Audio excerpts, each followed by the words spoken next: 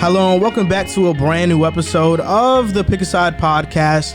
My name is Moran and I'm here with River Brown, Andrew Velez, and John Carlos. And this is now episode 148. In this episode, we are going to debate Jokic versus Embiid, if Harden will stay with the Nets, Mavericks hot streak, and we'll rank our top 5 young cores in the NBA and more. A quick Patreon shout out to Kevin, who's a new Patreon member. Shout out. Woody Buckets, Tizzy, Corey, Max, Freddie, Dylan, Playboy, Orlando, Chris, Charles, Michael, Greg, Cole, On Bloods, Liam, T Grove, B Money, Ryan, Epic Lankiness, Travis Ball, Aaron Moran, Matthew Jimenez, It's Black Ace, Anthony, BJ, PJs, Langston, Jazzy Juice, Johannes, Ruben, Brian, Ricky, E, Enzo, Sean, Muffins, John, Sean Triplet, Court Cousins, Ben Mack, P. George, Hakari, Mateen, Dave 2 Freedom, and Jay Aqua. Good old Jay Aqua, baby. Let's get it going. Oh man, so I was actually gonna say something about the Discord chat. They were killing Muffins in Discord. Yeah, man, they were. Wow, what happened? Tizzy and Serge, they were just being annoying, to be honest with you. Muffins isn't going to watch this, and it's unfortunate. That being said, they were killing him for whatever reason. He's not P. Yo, Tizzy said bozo. That's what they called him. He called him a bozo. That's when I was like, y'all gotta chill. Serge, y'all gotta chill. Yeah, you know, Serge sent a video in the Discord, and the video was like a 1 second clip of Riff saying Muffins is bald.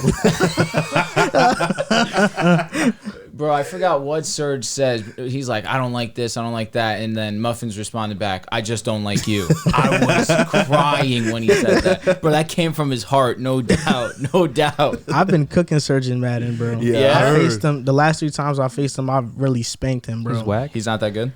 I wouldn't say he's whack, but when I try, he can't compare Serge. to me. Bro. Get good, bro. Yeah, I've been really cooking him with Josh Allen, especially. Bro, Josh Allen in Madden is crazy. I might be It able was to fry him. it was the Bills versus Chiefs. We were doing that game, and I was frying him.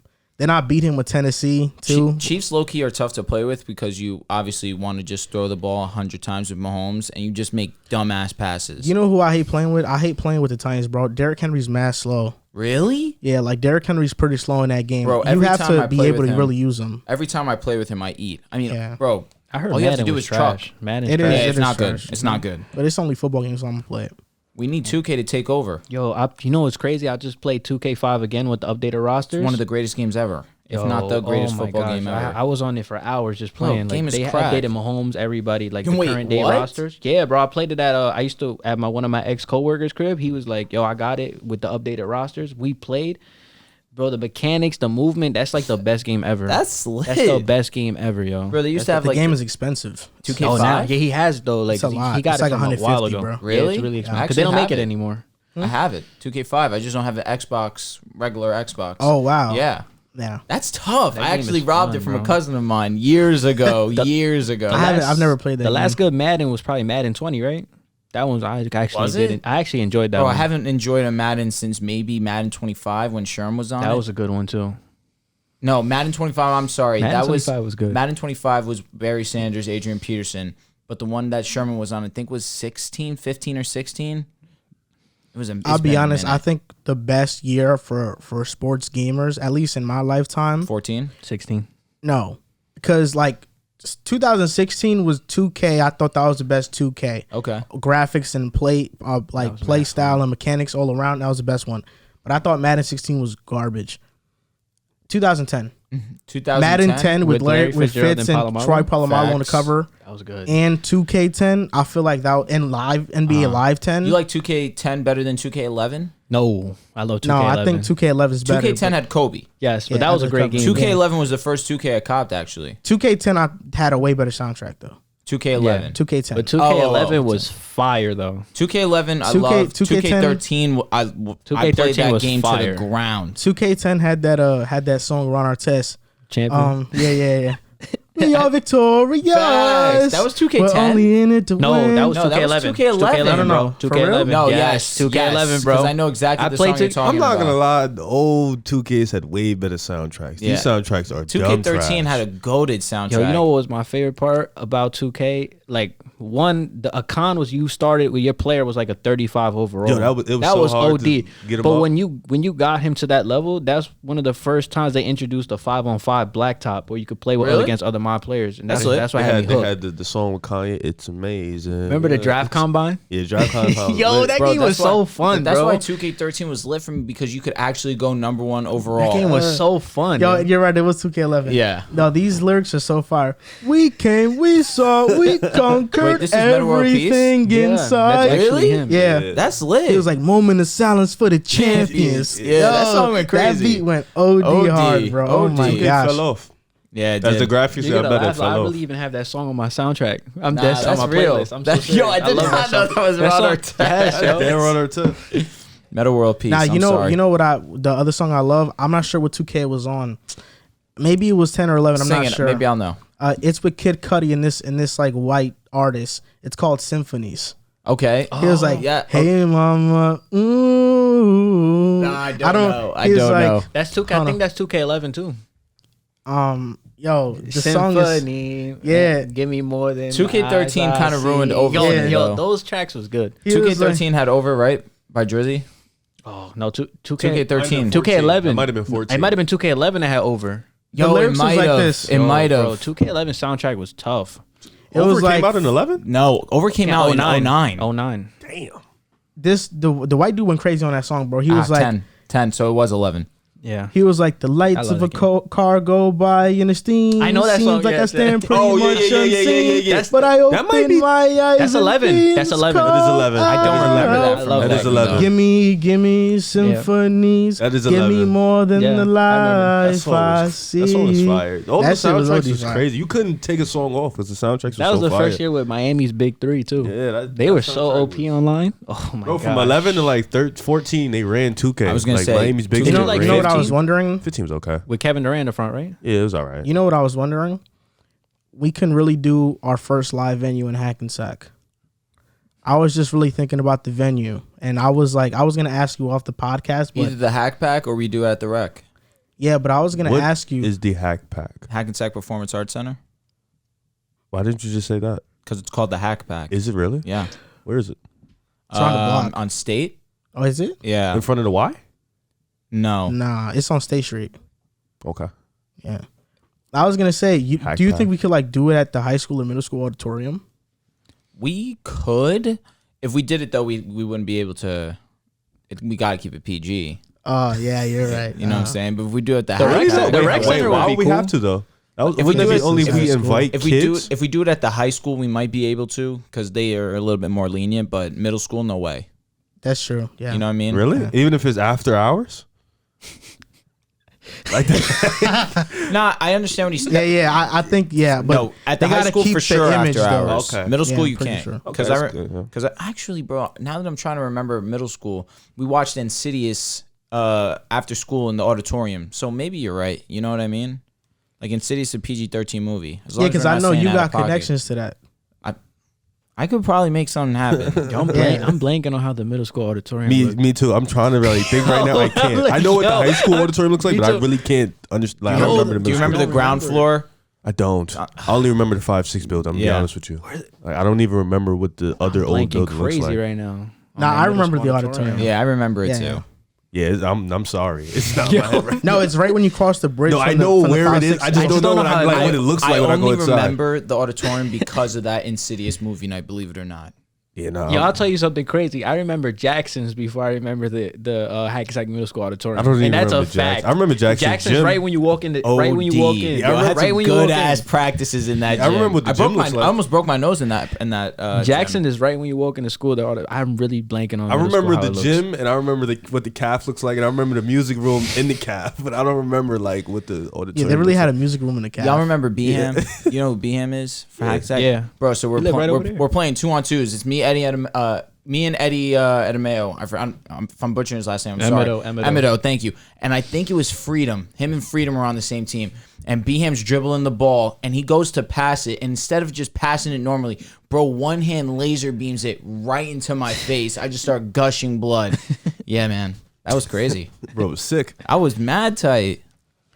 So that was a pretty good intro. It was. Now let's get into the start of the show. Let's go. The biggest headline this week have been Joel Embiid and Nikola Jokic. They have been on a complete tear. Embiid had 50 and 12 against the Magic in less than 30 minutes. Jokic had 49, 14, and 10, had 36 in the second half versus the Clippers. Now this begs the question.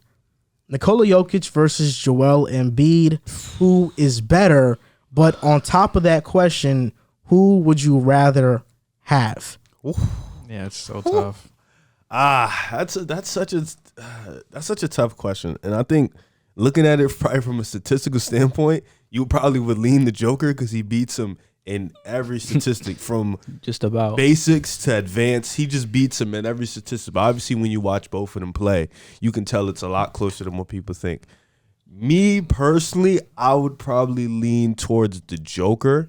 You know, I just think he's more durable than Joel Embiid. I think he's a better shooter than Joel Embiid. I think he's a guy who can run my offense. You can't really double team him. He can still make passes out of double teams. He's a really great rebounder, and his defense has improved, so he's not a liability on that side of the court. And plus, we've seen him dominate series. You know, against Portland last year, them being the underdogs, we've seen him gut out a win.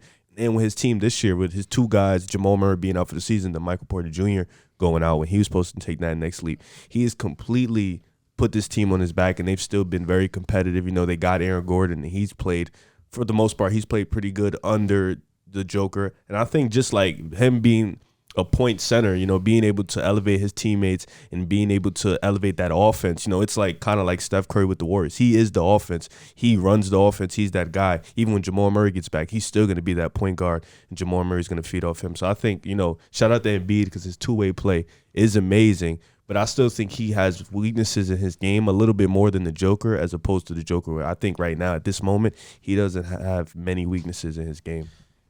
Stats this season, yeah, Jokic has more points than he does, averaging more rebounds than Embiid is. But career-wise, Embiid averages more points, averages more rebounds, averages more blocks. Jokic is just a clear-cut better passer. This is tough for me because I care about both sides of the ball, and where I think both of them are a 10 out of 10. Maybe I'll give Embiid a 9.5 because he doesn't have that passing skill set that Jokic has. I'm looking at defense, and I think Embiid's a 10 out of 10, and I don't think Jokic is a 10 out of 10. At the most I can give him is around an 8.5 out of 10 because he's definitely taken great strides in his defense this year. In terms of who's better, I lean Jokic. In terms of who I would rather Embiid because I'm getting both offense and defense. Over this last stretch of games, the lowest amount of points that he scored since the new year, him being Embiid, is 25 points. He's been at a different level of recent, but that's still credit to Jokic because he's leading an inferior team right now. When they're off the court, you guys hear it every single episode that we talk about Jokic. When he's on the court, they're one of the best teams in the league. When he's off the court, they're the worst team in the league. By advanced analytics, obviously you look at Jokic and you say he's the better player, but from what the eyes show me, Jokic is great offensively and great defensively. The edge you can give Jokic on offense is that he can facilitate the basketball. So offensively, you probably will lean Jokic, given the fact that he is such a good passer, but defensively, it's not close. Offensively, for me personally, it's closer offensively than it is defensively. Offensively, Jokic is better. Defensively, Embiid's better, but in one of those categories, one's significantly better than the other. It's a really good debate because people are just going to look at it and say, this season, he has the highest PER ever. And he has, I think the gap from 1 to 2 is larger than the gap from 2 to 8. And Will Chamberlain obviously holds the record right now for highest PER in a season ever. So this season, you have to say Jokic. But last season, Embiid was the MVP until he got hurt. And then this paved the way for Jokic to really have his MVP campaign take the forefront. And he was the obvious winner come the end of the season. You couldn't debate it given the fact that Embiid missed some time. But if Embiid never missed time, that's his award. And we're looking at this conversation a little bit differently. However, that being said, I still feel very confident when I'm saying Jokic is the better player right now. But who am I taking personally to start my roster? Or if I had the choice between the two, I take Embiid. This is tough. I'm an Embiid guy. I like Joel Embiid. I followed his career. He's in my team's division, Brooklyn's division. So I always keep tabs with the players that are in my division. With that being said, I think it's very, very close. I would have to give the slight edge to Nikola Jokic just based off the fact that he plays more games. There's been a knock on Joel Embiid's entire career. He missed, I think, the first 2 seasons of his career with injuries.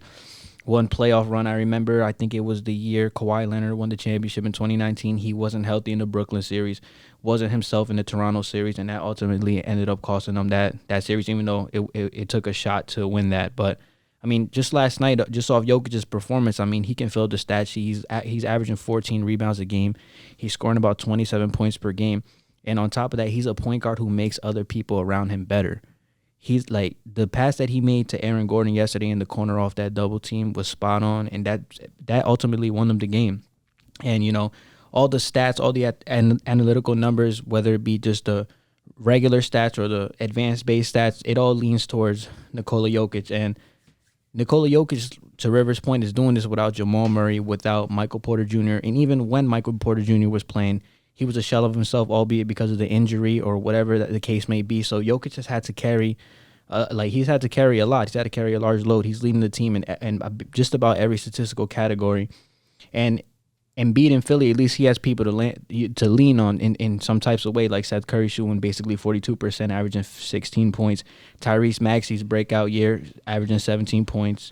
Tobias Harris has been pretty bad this year from the three-point line, but he's averaging 18 points. He's very mid. He's averaging 18 points per game. So Embiid's supporting cast is better. I'm not going to argue with you. Defensively, I don't think it's close. I think Joel Embiid, he's proven that he's an all-defensive player, but I think it comes down to games played and who I can trust more. And Jokic just giving me a track record of that, just giving me a track record that I can trust him more. He's played more games this season. He's played more games in the last 3 seasons. He's been more healthy. He hasn't had any long-term injuries, and now he's number 1 in the MVP race. Now I don't know if you guys know that he just leaped over Giannis. Now he's Embiid got the 2, right?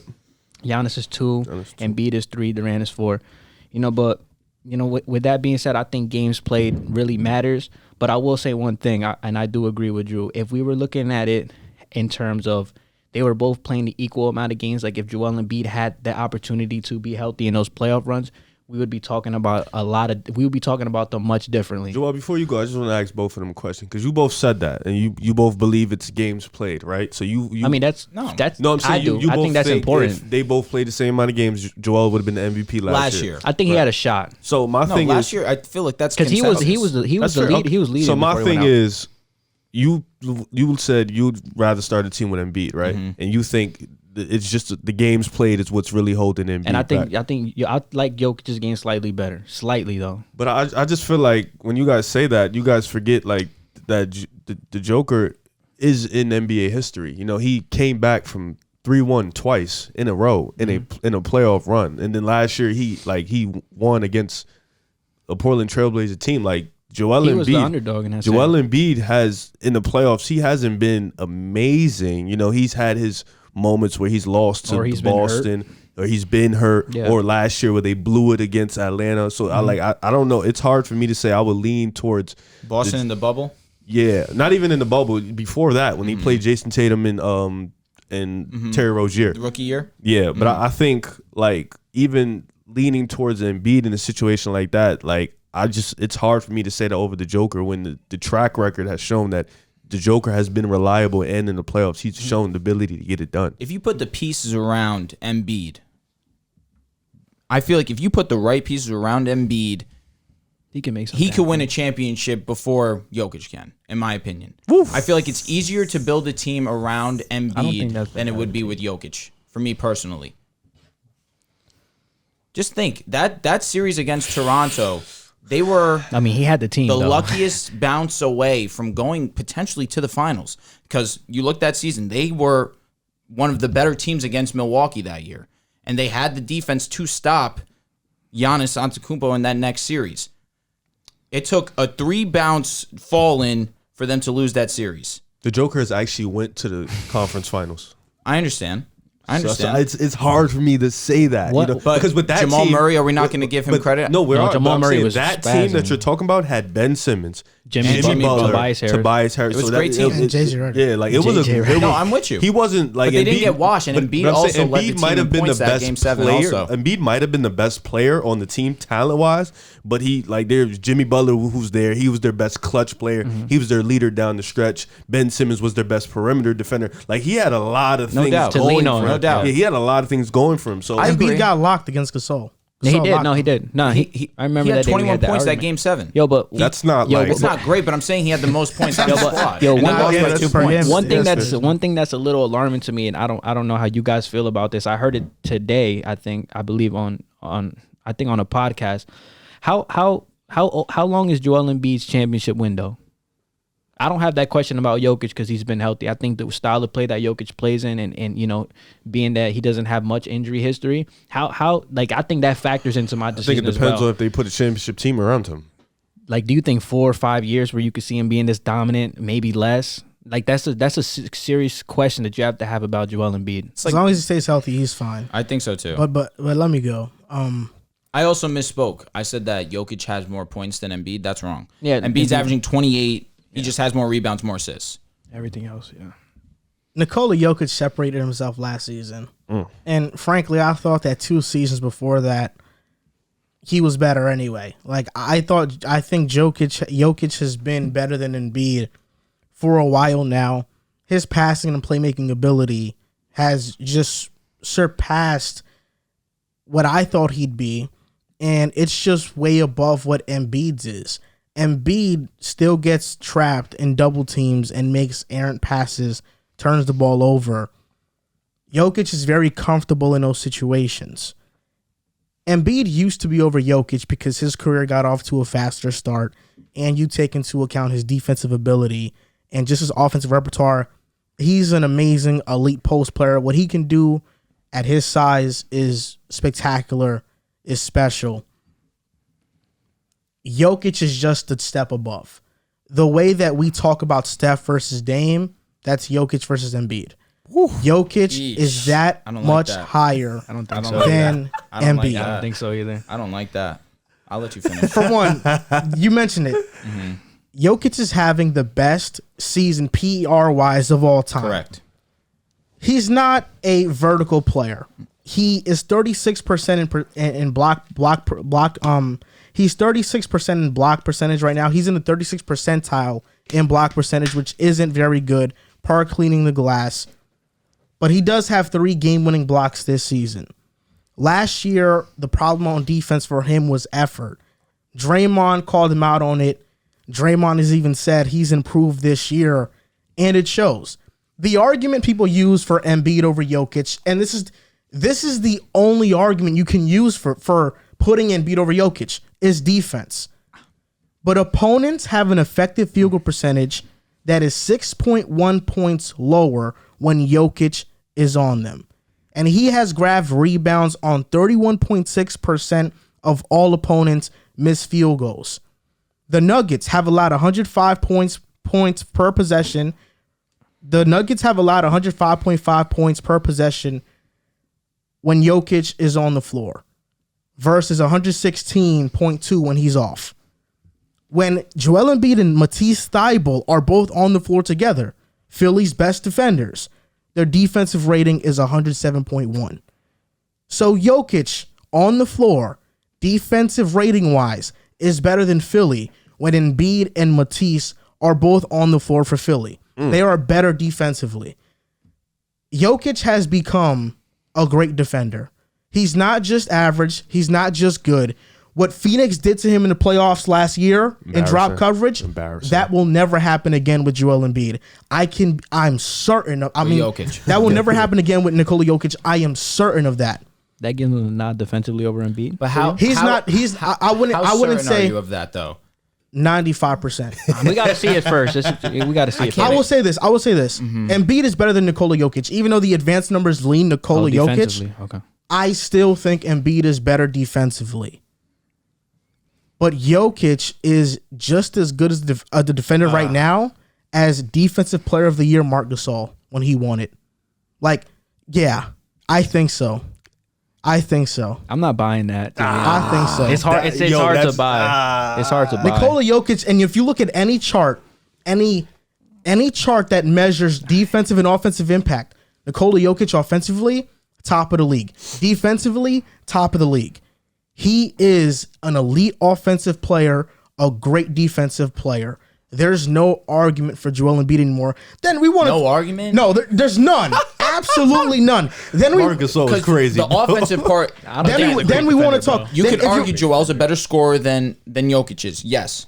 You can Yeah, you definitely can. argue that. Yes, you could argue that. Absolutely. He's a better post player than him. I think so. His offensive bag might be better, bro. He's a better. Yeah. He's a better scorer. It definitely looks prettier. No, it's better. It And looks also, pretty. you It looks mentioned better. that he turns the ball over. He's averaging the least turnover he's ever had in his Okay. career. He's averaging the most assists he's ever averaged in his career. No, There's wait, a difference. There's a difference to that. We're not gonna. I'm just saying. We're not I'm gonna saying he's getting entertain the better. playmaking There's part. a not at all. difference. Nah, yeah. But You wanna you're know saying why? He still Playmaking does. is crazy. I'm saying he's improved. I attribute that to, we know Ben Simmons was huge for Philly.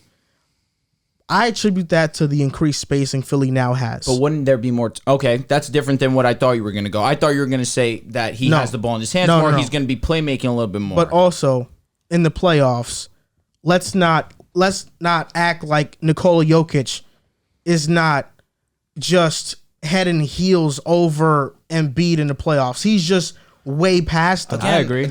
When Joel I agree Embiid with didn't that. have Ben Simmons in the playoffs, as much as everybody wants to blame Ben Simmons in the Atlanta series, They got swept. He deserves a lot of blame for that. who got swept? When Ben didn't play, When Oh, Ben you're saying- didn't play against Boston. when Ben Simmons they didn't play got in the swept. first They round got versus swept. Boston, Embiid, That Boston team went to the Eastern Okay, Conference let Finals. me finish. Embiid had a great statistical series. They didn't win a game. Last year, who were the favorites in the Nuggets and Portland series? Portland. Who were the Nuggets guards? Facundo Campazzo and Austin Rivers and Monte Morris And Dame was and Jokic. killing them. Dame had a 55 piece on him. Dame had great performances in that series. He did. It didn't matter. He had 10 Jokic threes was in a that game and great. lost. Jokic was that great. He led that team to the second round. They lost to Phoenix. Yeah, it was embarrassing. Yeah. Jokic, I think, learned from that moment. He'll be better. Jokic in his playoff career has always played more than 10 games in the playoffs. 14 his first year, made the second round, game 7, 1 game away from the Western Conference Finals. Second year, made the Western Conference Finals. Then this past year, lost in the second round. Joel Embiid, he's gotten bounced out the first round twice. Lost to Boston twice in the first round and in the second round when there was no Kyrie or Hayward. They lost to a rookie Tatum. Joel Embiid can't touch Jokic in the playoffs. Offensively, Jokic is above Joel Embiid. There's no doubt about it. And defensively, even though Embiid is an elite defender, No doubt about it. It's Jokic is now a great defender. I'd compare him to Marc Gasol. And I think Jokic at his best is going to be Marc Gasol level defender, which is great That's a for him defensive because player of the year. he's somebody that we never thought would get to that level. For no doubt about it that he's a better offensive player. Like, if you're just No, there's no doubt about it. I think the assist There's factor. no doubt That's about the it. assist That's and the what I'm saying. points. There's no if you're doubt about accounting playmaking in that. Well, matters. that's what Offense. offensive That matters. is. That being said, Embiid is a better scorer than Jokic is. His passing is not Jokic's by any means. You say Embiid's a better scorer? He is. Okay. You say that. What's the gap? It's not that much. Like, just give me a hand sign, like with your fingers, like of the gap. I'll give a number. I'll give a number gap. I'll say that. Again, let's say we're saying that Embiid's the scale, right? He's the 10. I would say that Jokic probably at like a 9.4, 9.3. Is that factoring playmaking or just No, he's I'm like saying No, he's just scoring. scoring. I'm saying scoring. Oh, I was about to say. Playmaking wise, what's the gap? It's significant. Like 10 to It's 6. like 10 to 3, I'd say. Okay, I Yeah. gave him 6. That Yeah. would be nice. Yeah. Jokic is just as good as Chris Paul level playmakers. But again, you're saying defense. You're saying it's a very close too. I don't like that. Defensively, I don't that. buy those numbers. Like, you're I don't, saying, I don't, you're like, saying you can that see, Embiid's better, yes, but ultimately, like, but Jokic has improved on defense. he though. has been, and Definitely that's has. I how think I he's a start- great defender now. I don't think he's a great. I can't say defender. that yet. I think that's a Can't stretch. say that yet. It's the regular season. I wouldn't disagree with the you regular because season. Jokic has said He doesn't think he's a great defender. He doesn't think he's a bad defender. He thinks that he's in the middle. I agree with But that. I'm with that. I agree with But that. I with think that. that's him being generous to himself and not patting himself on the back. I think you have to wait into the playoffs because 100%. last year when we seen in the playoffs really put him down as a defender. But last year and through the entire regular season, he wasn't that good of a defender though. But I'm saying when he got to the He was playoffs, average. when he got to the playoffs, he was worse than average. So it's like we have to wait and see. In the Phoenix series, yeah. We have to wait and see because what if they play Phoenix again? You know what I'm saying? Hopefully the adjustments get made or something like In the that. playoffs, though, you're not kidding. These numbers are night and day. This guy, I mean, I Jokic, know. has been Oh, yeah. crazy. Yeah, I know. I Playoffs think is there's Jokic is better by a significant amount. And like I said, the gap between Jokic and Embiid is Yeah. the gap between with Curry and Dame. So, yeah, because ultimately, we all agree here. We say Jokic is the better player, but what's your Yeah. answer of who would you start the roster with? Well, looking at those Jokic. playoff numbers, okay. why would you start with Embiid? Yeah, that's true. It's not that Embiid's playoff numbers are really. They're just nowhere No, near we're just talking Jokic. about these two guys. So it's like looking at those playoff numbers. Why on God's green earth would you put Embiid over the Joker? Because his defense. That's really it. You know, I mean, He's giving you the same scoring production, a little bit better, actually. He's not the same facilitator that Jokic is by any means, but his post game is ridiculous. Arguably the best there is for a big man that we have in our league right now. His defense is top he's top the best. three He's the best post up player in the league. for sure. But He's the best two-way big. He is. I might lean AD, but you know, Okay, something that's for tomato, another day. very tomato. close. I'm gonna- I think I'm gonna I would lean give the edge to Embiid. Earlier in the chat, you said Adebayo. Two-way? Nah, Today? nah, he's chatting. He's chatting. He's chatting. I was like, I said that today? Nah, I was about to say, that's crazy. nah. Adebayo had a I great game respect against that. Portland. I respect you giving AD his props because that's when AD's at 100 and Embiid are at 100. I agree. I'm leaning AD, but I need to see that motivation when he comes back. Well, I mean, if AD's 100 and B drops a third, then At best two-way player. in terms of best big. Okay. I don't think it's that I'm far going off with from Embiid over. But the thing is, AD. Anthony too. Davis. Healthy AD? Yep. Hey, Oh, no, too. that's pretty ridiculous. too. I ain't going front. That That's is not crazy. ridiculous. That is That's a little crazy. That's It is not crazy. Nah, it's not ridiculous. crazy. How is it Healthy- ridiculous? You hold on. AD's Stop. the Wait, best- wait. the best Drew, big Drew, defender. Drew, All right. don't say a word. All right. Embiid's You, elite, no, though. JC, wait. You said a healthy AD was the best. Second not best. the best, was the Second second best. best player in the league. Now You all have of a to sudden, stop. no, You have you to said stop that. saying But that. Now all Embiid's of a gotten sudden- better within that time frame, though, bro. As AD's been hurt, Embiid has got better. Yeah, Correct. bro, you gotta But I'm stop saying a living in the healthy- past. I'm That saying was a 2 years healthy ago. We AD, Can can't you live in use the past. context though? Like for real? We can't You live said in the that. past. Because I said What you it said? after the Lakers won a championship and AD had a dominant playoff run. Okay. I said for that season, Okay. AD was the second best player in the league that year. said- Also, Walking in. I want to also defend AD a little bit also. Last year, when it mattered most, when he was healthy, we were dominating the Suns. He gets hurt, series wasn't the same. Nah, You Let's weren't just dominating remember- the Suns. No, you lost what- with him game one, and Aiden cooked him. Okay, we won a game in Phoenix. you We were won in both those Phoenix. We games were with in AD, though. Phoenix. Game two- We were won game in 2 and Phoenix 3. and we split. We won our first game in LA, and Game 3 you won. yeah, that's what I'm saying. AD had and that back-to-back was when 30-point games. LeBron hit that stupid move that you have Andre Drummond mocking LeBron. Also, I'm just saying when AD's at 100%, we see how dominant he can be. That was the team that ended up going to the NBA Finals. We need to respect AD. A healthy AD, you got to stop with the disrespect. Saying Embiid is better than AD is not But disrespectful. you're saying easy. That's not easy. Listen, listen. I love to disrespect AD. It's really funny. Exactly But why I at know the same it's- time, I respect exactly. AD when he's healthy. Exactly. When he's healthy, he's him and Embiid. I would say AD is better. Like I'm not saying it's not a debate, but I would like if you ask me who's better, I would say AD. So you think clearly. AD's not a even better better than scorer than KP. Embiid when he's healthy? AD's like a 28 and 12 guy, bro. So is Embiid. But AD's giving you like 28 elite- and not 12, elite- not he's just averaging elite almost He might have a better scoring bag than him, bro. He dead might. He's a he better might- post he might- player. no, He's no. actually a better 3-point shooter now too. That's the only thing I would give you. Is That's the only thing broke. I would give you. Yeah, but the thing with AD is like he can. It's not only that he can guard you in the post, he can guard you in the perimeter too. Embiid can't do that. So who's a better rim protector in your opinion? Embiid.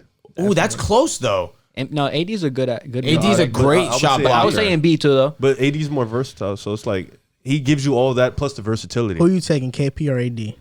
What the hell? Yo, he said that like a couple seconds too. I gave him the ill side eye. I don't know. I come think on now. I give Joel some slack, but that take was like 2 years ago, bro. I mean, and then Joel Yeah, you act Embiid, like I said it now. Like you said, I said it recently. Joel Embiid's gotten much better since then. What's the Joel Embiid's numbers right now? Like 26 and 12? No, 20, he's averaging 28, close to 28 and 11. 28 and 11. I mean, a poor man's AD right now is 24 and 10. So it's like that's crazy. him as a poor, like that's him. that's with him also playing with LeBron too. I feel like that helps. I mean, him alone, Bro, the Him first alone, no. He was putting up 80 numbers. He was putting up the same numbers as Embiid was alone. Yeah, that's what I'm saying. So him alone, you can't really like it doesn't change the difference. I think 80's best season was what, like 28-12 and leading league and blocks, something like that. and Joel Embiid can do that. Yeah, the playoff, and then we get to the playoffs. It's not. I don't think it's close. Oh, playoffs is different. Playoffs is different. AD's a but like beast. right now, So right we're now, I'm we're taking all Embiid. going with Jokic. Outside of you, you're going with Embiid. I said Jokic is the best. Nah, he is said- the No, he best said- No, I'm player. talking about like who you start a team with. Oh yeah. You just want to be. Are you going to different. start a team with Jokic too? Easily. Okay, He makes players better. he does. I would, But it's not like that Embiid doesn't make his team better either. Yeah, just not to the level of Jokic though. That's really because what it is. his playmaking's unbelievable. do you think if we switched them, if you put the joke on Philly, they'd be better? Yeah. yeah. And if we put Embiid on Denver, If Jokic is on Philly, they're probably the first seed right now. I'll be honest. That's throat. With all due respect. That's not throw. That's not throw. What the hell? with all due respect. With all due respect. How? With all due respect. What the hell? With number one Funny, seed, bro. I mean, that was crazy. How? Number one seed. Bro. The only defensive- reason. I'm Wait, like, for come one. on. Hold up. The only reason Philly is this low is because Embiid's been hurt. When Embiid was healthy, they were one of the top teams in the Eastern They Conference. were number one for a minute when And they that were- was with Tobias out too. that was early in the started year. on, he- It's- but come on. still, Wait, he what you went mean? out. No, you telling me Jokic with Tyrese Maxey, Tobias Harris, Seth Curry, Matisse Thybulle? What? Come on, What? they're the best team in the Eastern Conference record wise right now. I think they're top three stamped. I think it's hard to just say that they're outright. And the one. East is harder than the West right now. I think. It kind of Well, is. and I would say, actually, no. I'd take I it was back. gonna say It's 'cause deeper. the three. the top it's heavy, definitely deeper. Top heavy West is I was better. gonna say Top heavy. the top three teams in the West are arguably better than Who's third in the West now? Is it still the Utah. Jazz? It's Memphis. Yeah, Oh, it's is it not Memphis? It's Okay. not the Jazz anymore. It's Memphis. It is the third Memphis. seed. I don't know. That's just hard to say. Like that's the outright one. That's not outrageous though. It's hard to say that, bro, because now you switch over his schedule. He's got to play Brooklyn 4 times or 3 times. He's got to play Milwaukee 3 or act 4 like times. that's not- Brooklyn's like, come food. Brooklyn would be food for Jokic. Bucks would not be. Food? What do you Food mean? is- Like to beat us? No, Or as in to- like or he would to eat. kill us. He would Oh, eat. he'll kill. That's what I'm he'll saying. kill I mean, us. individually, he'll he's going to kill eat us. anybody, but it's like, Yeah, anyone. would they win? Like Milwaukee, Bro, if he's you winning play- with Aaron Gordon. I'm not gonna lie though. Yeah, he is playing with Aaron Gordon and like Morris as his point guard. Like True. this guy's playing with Tyrese Maxey, who's having a breakout year. Seth Curry, who's averaging 16, and then Tobias Harris on a down year is giving you 18 a game. Joel Embiid's team's better, bro. No, it's definitely. Nobody said it's not no better. one's saying So I'm it's not. saying I think said it's not better. I agree with. I don't know about number one, but I think they'll be top 3 in the East. I don't they're- think they'll they're be four. 5 or They're 6 four. right now. No, they're wherever they 4. are. They're 4 right now. They are. Sixers are 4. No, they're not. They're 4. On me, y'all. They're 5. Apologize. Cleveland is 4. No, but it's Bulls, Bucks. Heat, Bucks are Nets, 4. Bucks. Oh yeah, They're a 0.5 out of 4. Jokic is that good too, bro. sheesh. He is good. It's a Very tough, good. It's a tough nugget, man. There was a report that came out from Mark Stein that James Harden is open to a relocation. Yo, that is so funny. He has not signed with the Nets long term yet. He turned down a lucrative contract extension in October. Do you think James Harden is going to stay with the Brooklyn Nets? You're a Brooklyn fan. What's your gut feeling? Well, I tweeted about 2 months ago that I was kind of eerie on if James Harden was really committed to the Brooklyn Nets long term. And the fan in me wanted to hate him for that. But then when you put your but when you really put yourself in James Harden's shoes and you really look at the problem from like basically his lens, he's dealing first year they get to the playoffs. Unfortunately, he gets hurt, and I'm pretty sure everybody here can agree that was probably their best chance to win a title. Like that year was The their year best. you guys lost to Big Giannis. The year that we got hurt. last year? Yeah, last year. Oh. That was our. Oh, I thought he said it like I it was know, 4 years that's- ago. that's- No. right. Yeah, last year was our best, our opportunity to win. Obviously, injuries happened. We couldn't get it done. So That's 1 year already If, wasted. ands, and buts. If, ands, and buts. Wait, it's not facts they got injured though. No, I did. I'm It's just saying. if you're saying the if is we could have won. Yeah, that's the if maybe. No, but I mean, if y'all two are smart people, you don't think the big three. I don't if they know. play- I'm being a bastard. I'm being a bastard. No. I know you're smart enough. Exactly. Sit here and really think about it. If Brooklyn really had a healthy why team. do I need to think about an if? Why? Like why? I don't. Because that's tying in with the You point. said facts, right? What is the facts? The Bucks won the chip. They won the chip, but I'm saying this is all tying into my point. James Harden got hurt and Kyrie Irving was hurt. It was unfortunate. That's why I think the Bucks capitalized and they won. I'm not saying that Harden went 2 for 14 in that game 7. I'm asking. he was on a grade too. That's But the facts. Lakers suck. Stop talking. Whoa. I was We're about talking about the Nets. Yeah, Come I was about on to now. say now you're trying to Come on. violate. 'cause I'm not violating. Yo, We're talking about- why'd y'all lose last year? What'd you just say in the last thing? What are you Injuries talking about? though. But injuries though, right? No, but it's a fact though. AD didn't return. Harden came back. And LeBron was on a bad ankle, right? He did. That's why he y'all was. lost because injuries. He was. I bet. Nah, it's So, not. It's that's one of the why y'all reasons. lost. It's one of the reasons. Keep it a G. So, anyways, Harden yeah, so played, went 2 for 14. He was hurt, but okay. He missed jump shots. He was hurt. Missing jumpers. All right, Come bro. on now. I'm off that, bro. I think Anyway, he was like 1 for 9. I'm Let off me that. look. I'm off that. Let me look. Go ahead. Keep going. I'm sorry, bro. I'm sorry. You tormenting a guy who's on a grade 2 hamstring. I'm not injury. tormenting. I'm Crazy. just stating facts. That's Say it. the facts that he was hurt then. I said he was hurt for sure. He's on a grade 2 hamstring. He was on a grade 2 hamstring, but missing jumpers and like front rim every time. Your legs had a lot to do with your jump shot. I get it. Yo, No, he is for crazy. sure. All right, but anyways, so I mean, Wide open with jumpers. Kyrie He's Irving, James Harden. with Kyrie Irving this year with his vaccination status as well, he's missed a lot of games, and then you just look at it from the lens of Kevin Durant and Kyrie Irving. Kyrie Irving has a championship, and he seems that he doesn't really care about adding to his legacy. If I'm being honest with you, he's good with whatever. he's on his type of time. Kevin Durant, although people kill him for those 2 championships, at the end of the day, he has 2 titles, 2 Finals MVPs. James Harden's the lone one out of the big 3 to really have a championship. And if you put yourself in his shoes, with all this turmoil going on in Brooklyn, all these injuries and just the misfortune of last year and even this year, because the same thing could happen this year, James Harden has to start thinking about his career and his place in NBA history.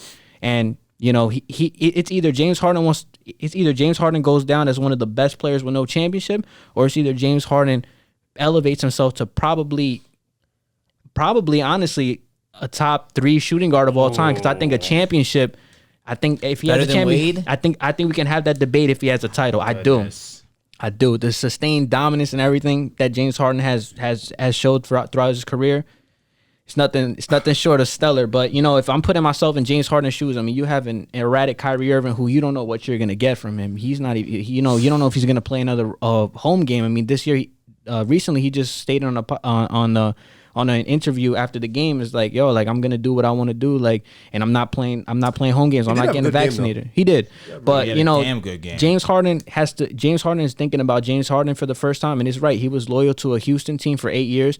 Obviously, unfortunately, they didn't get anything done, but he's played stellar, and right now he's ring chasing, and I'm fine with that because everybody else ring chases. So I think the only way James Harden comes back to Brooklyn is if they win, and if they don't, I wouldn't be mad if he left because I truly understand why he would want to leave. As a Nets fan, if you don't win a championship, how disappointed will you be? Very, Can I go? to say the least. Go ahead, bro. Wait, hold on. Huh? I gotta go. Okay, do your thing. You know, I'm gonna let the Harden Nets fan go. Then I'm gonna go. Man, this is a lot. Yo, this is so funny, man. God, do your thing though. I really want to hear from you. What do you have to say? I'll be honest, I love this idea. I love him being open to relocating. You brought up an excellent point, JC, in saying that Harden is thinking about himself. Good. He's not committing long-term to the Nets. He's not settling. He wants a championship, and he's going to get it because he's going to make moves like this that put him in the best position to win a championship. I frankly don't love the Brooklyn fit when all 3 of them are on the court. They are dominant offensively, no doubt about it. I think Harden has to be the primary ball handler on the team. Also, know that you have the green light. When he has a KD and a Kyrie that he has to get involved, he's not Houston level Harden. He's not 34-8 level Harden. And he's been very passive, and Nets fans have been very vocal about their frustrations with that. But he's figuring out for the first time in his career how to be a true point guard while also mixing in his scoring prowess. In Brooklyn, he has not been the greatest scorer, greatest isolation scorer in NBA history. He hasn't been that, but that's who he is. But he hasn't been that. I love this idea because I think if he leaves Brooklyn, he's going to Philly. That's a good move. Right now, Daryl Morey is trying to move Ben and Tobias because I believe he wants to free up a spot for James Harden to go there. I'll say this about Philly. Basketball-wise, excellent fit. There's no doubt about it. I don't know if James Harden can handle Philly. I don't know if he can handle the city. The talking? I don't know if he can. The city. Mm-hmm. If he was struggling like this, which he's not even this is an off year for him, and he's as good as DeRozan, who's having the best year of his career. As good as DeRozan is. Hey, let him talk. James Harden, if he was doing this on Philly, they would be eating him up right now. And I don't know if he can handle that and if he wants that pressure of that city. But I think him and Embiid, the pick and roll would be pure dominance, a thing of beauty. Having a center, now that he can play with that, wasn't past his prime because he played with Dwight Howard past his prime. Playing with a prime Embiid. Playing with Seth Curry, one of the better shooters in the league. Hopefully Matisse Thybulle can just get a jump shot because defensively, he's one of the best in the league. He can really make up for a lot of deficiencies.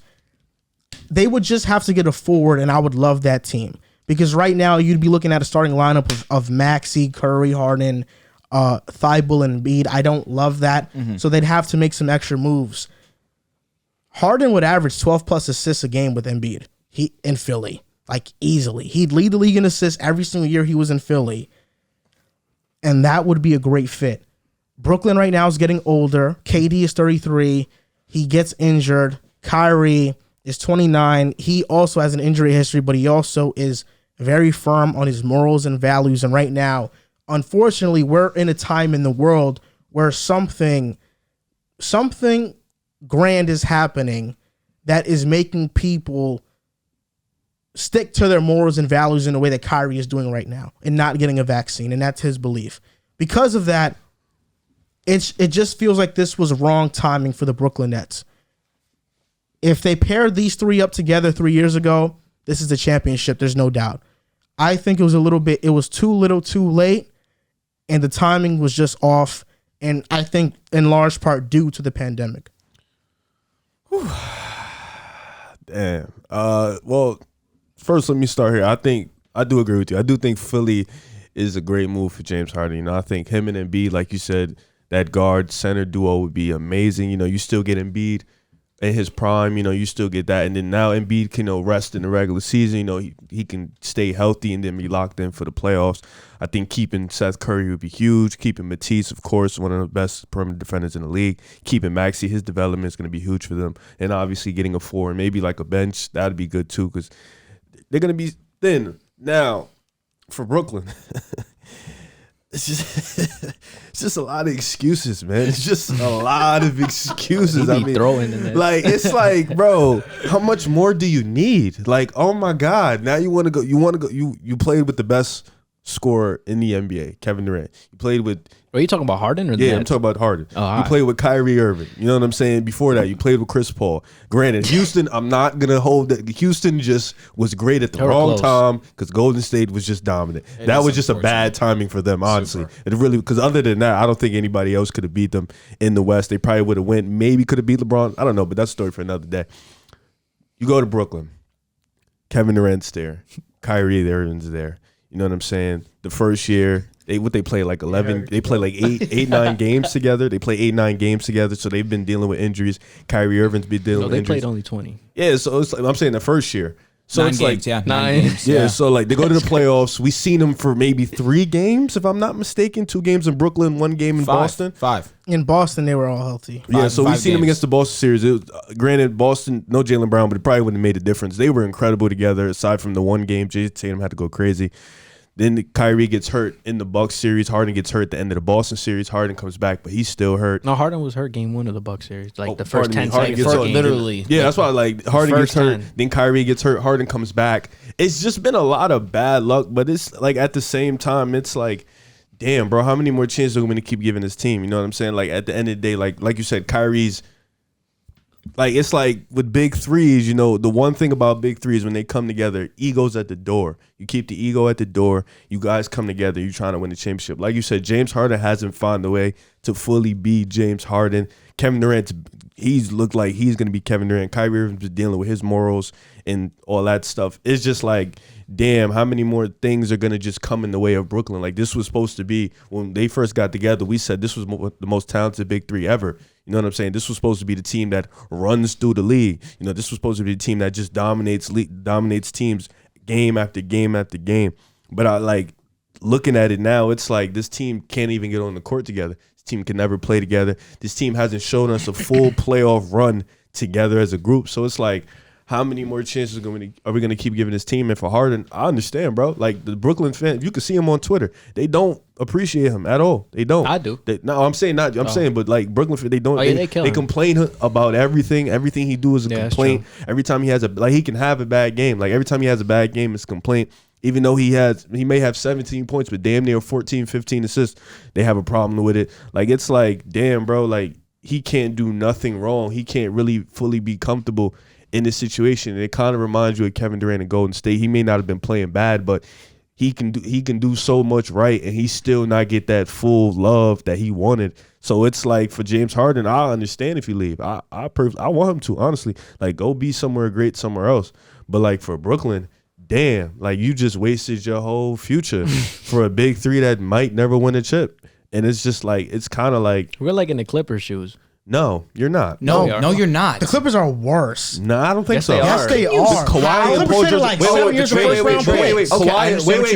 No, stop. No. This is why it's wrong. Are you serious, bro? No, this is why you're wrong. This is why you're wrong. Kawhi and Paul George are locked in. They will be back next year. Kevin Durant's locked in for 5 years too. Name another. You can't. Why can't Kyrie Irving lock in after the offseason? Clippers, if he's locked in. At least both of them are locked in. And if they're both not locked in, that's two free salary. That's two salary caps that are free. For one, Kawhi and Paul George, they're both locked in. Let's get this straight. Their championship window's closed too, though. I hope you know that. I wouldn't say closed. The Clippers. How would they close if everybody's coming back next year? It's not closed. Let's get this thing straight. Let's get this thing right.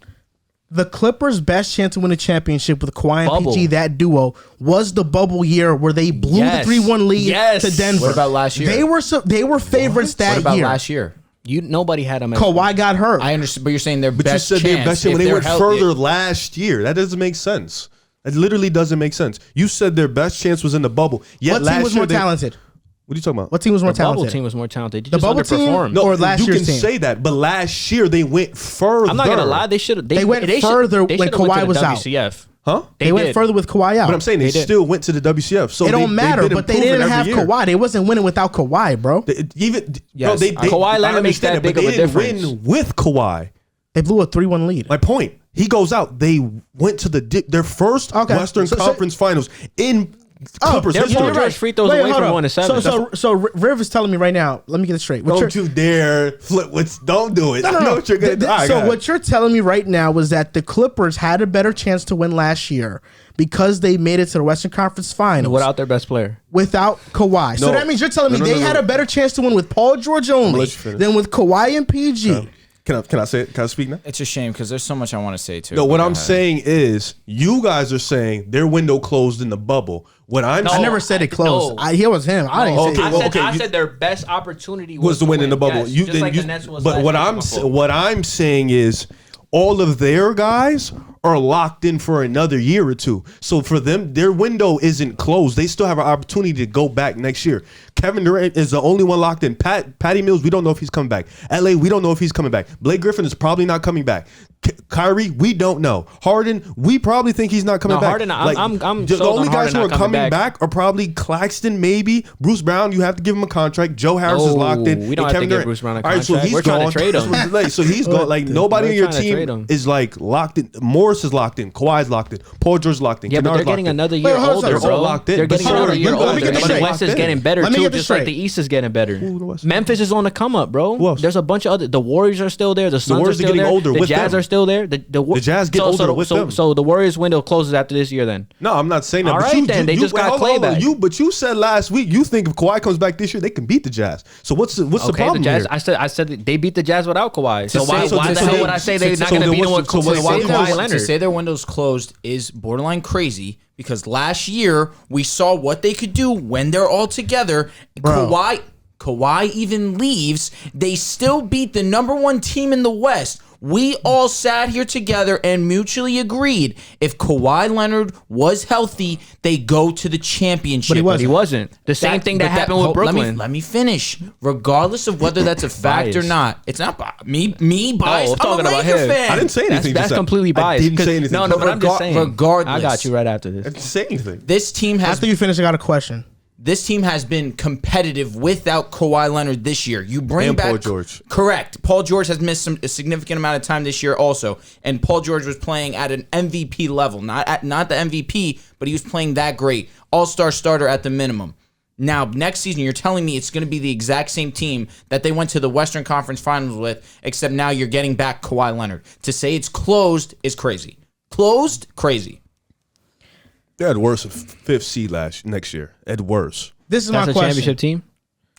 They were a 5th seed last year. Kawhi and No, but Paul that's a George championship can team. They compete can for be. a championship. Who are they beating in the West in the 7-game series? They can beat Phoenix and they can could beat the beat any- Jazz. they could beat anyone. anybody. So they They could could beat beat Phoenix, anyone. who's gotten better. Phoenix has gotten they can't beat Phoenix. drastically Why can't better they from beat last Phoenix? year. If They're going to beat the Warriors. If the Clippers are healthy, why can't they beat Phoenix? by Like, what on your right himself- mind thinks you by can't beat himself- So what's on your right mind that when the Brooklyn Nets big 3 plays, why can't we beat the Bucks? Because you guys aren't great defensively. No. That's not even that. We have the highest scoring offense of all time. They can't Okay. compete with us on Wait, offense. wait, What do you mean? You have to have Kawhi- you But have to have last year Kyrie. you said they was going to win in 6 when the big 3 was Wait, we're healthy. talking So you about- obviously think that they're But better this than year, us. but this year I said, and we said it was just last week. This Nah, week, bro, this year, you be- I know you be just last flip-flopping week on I like said players that this you year, like, bro. if the Nets are healthy, they're gonna run the table in East. I said that literally last week on the show. I said it last week. That's the only- Yes, I did. Okay. I literally just said it last week. I have a question. What are you talking about? I have a question. Right now, the Nets and the Clippers' future are both in jeopardy because James Harden might leave Brooklyn, and they traded a lot of assets to get him. So did the Clippers. They traded a lot of assets to get him. That big 3 might fail. High expectations. The duo of Kawhi and PG to this point has failed. That's a strong take. That is so The strong. only reason they It's signed failed. extensions was because they both came off only injuries. And the reason Clippers, that's the only reason the they signed Clippers, extensions. hold on. Hold on, Hold on, let Kawhi me Leonard finish my came off torn question. But I'm ACL. saying Paul George didn't. Let me finish my That's the question. only reason they got extended. The Clippers traded more to get PG than the Nets traded to get James Harden. Okay, but wait. They traded a star in They traded Shea. 7. This is why people They don't traded understand 7. that We trade. only traded 4 But hold picks. on. They traded.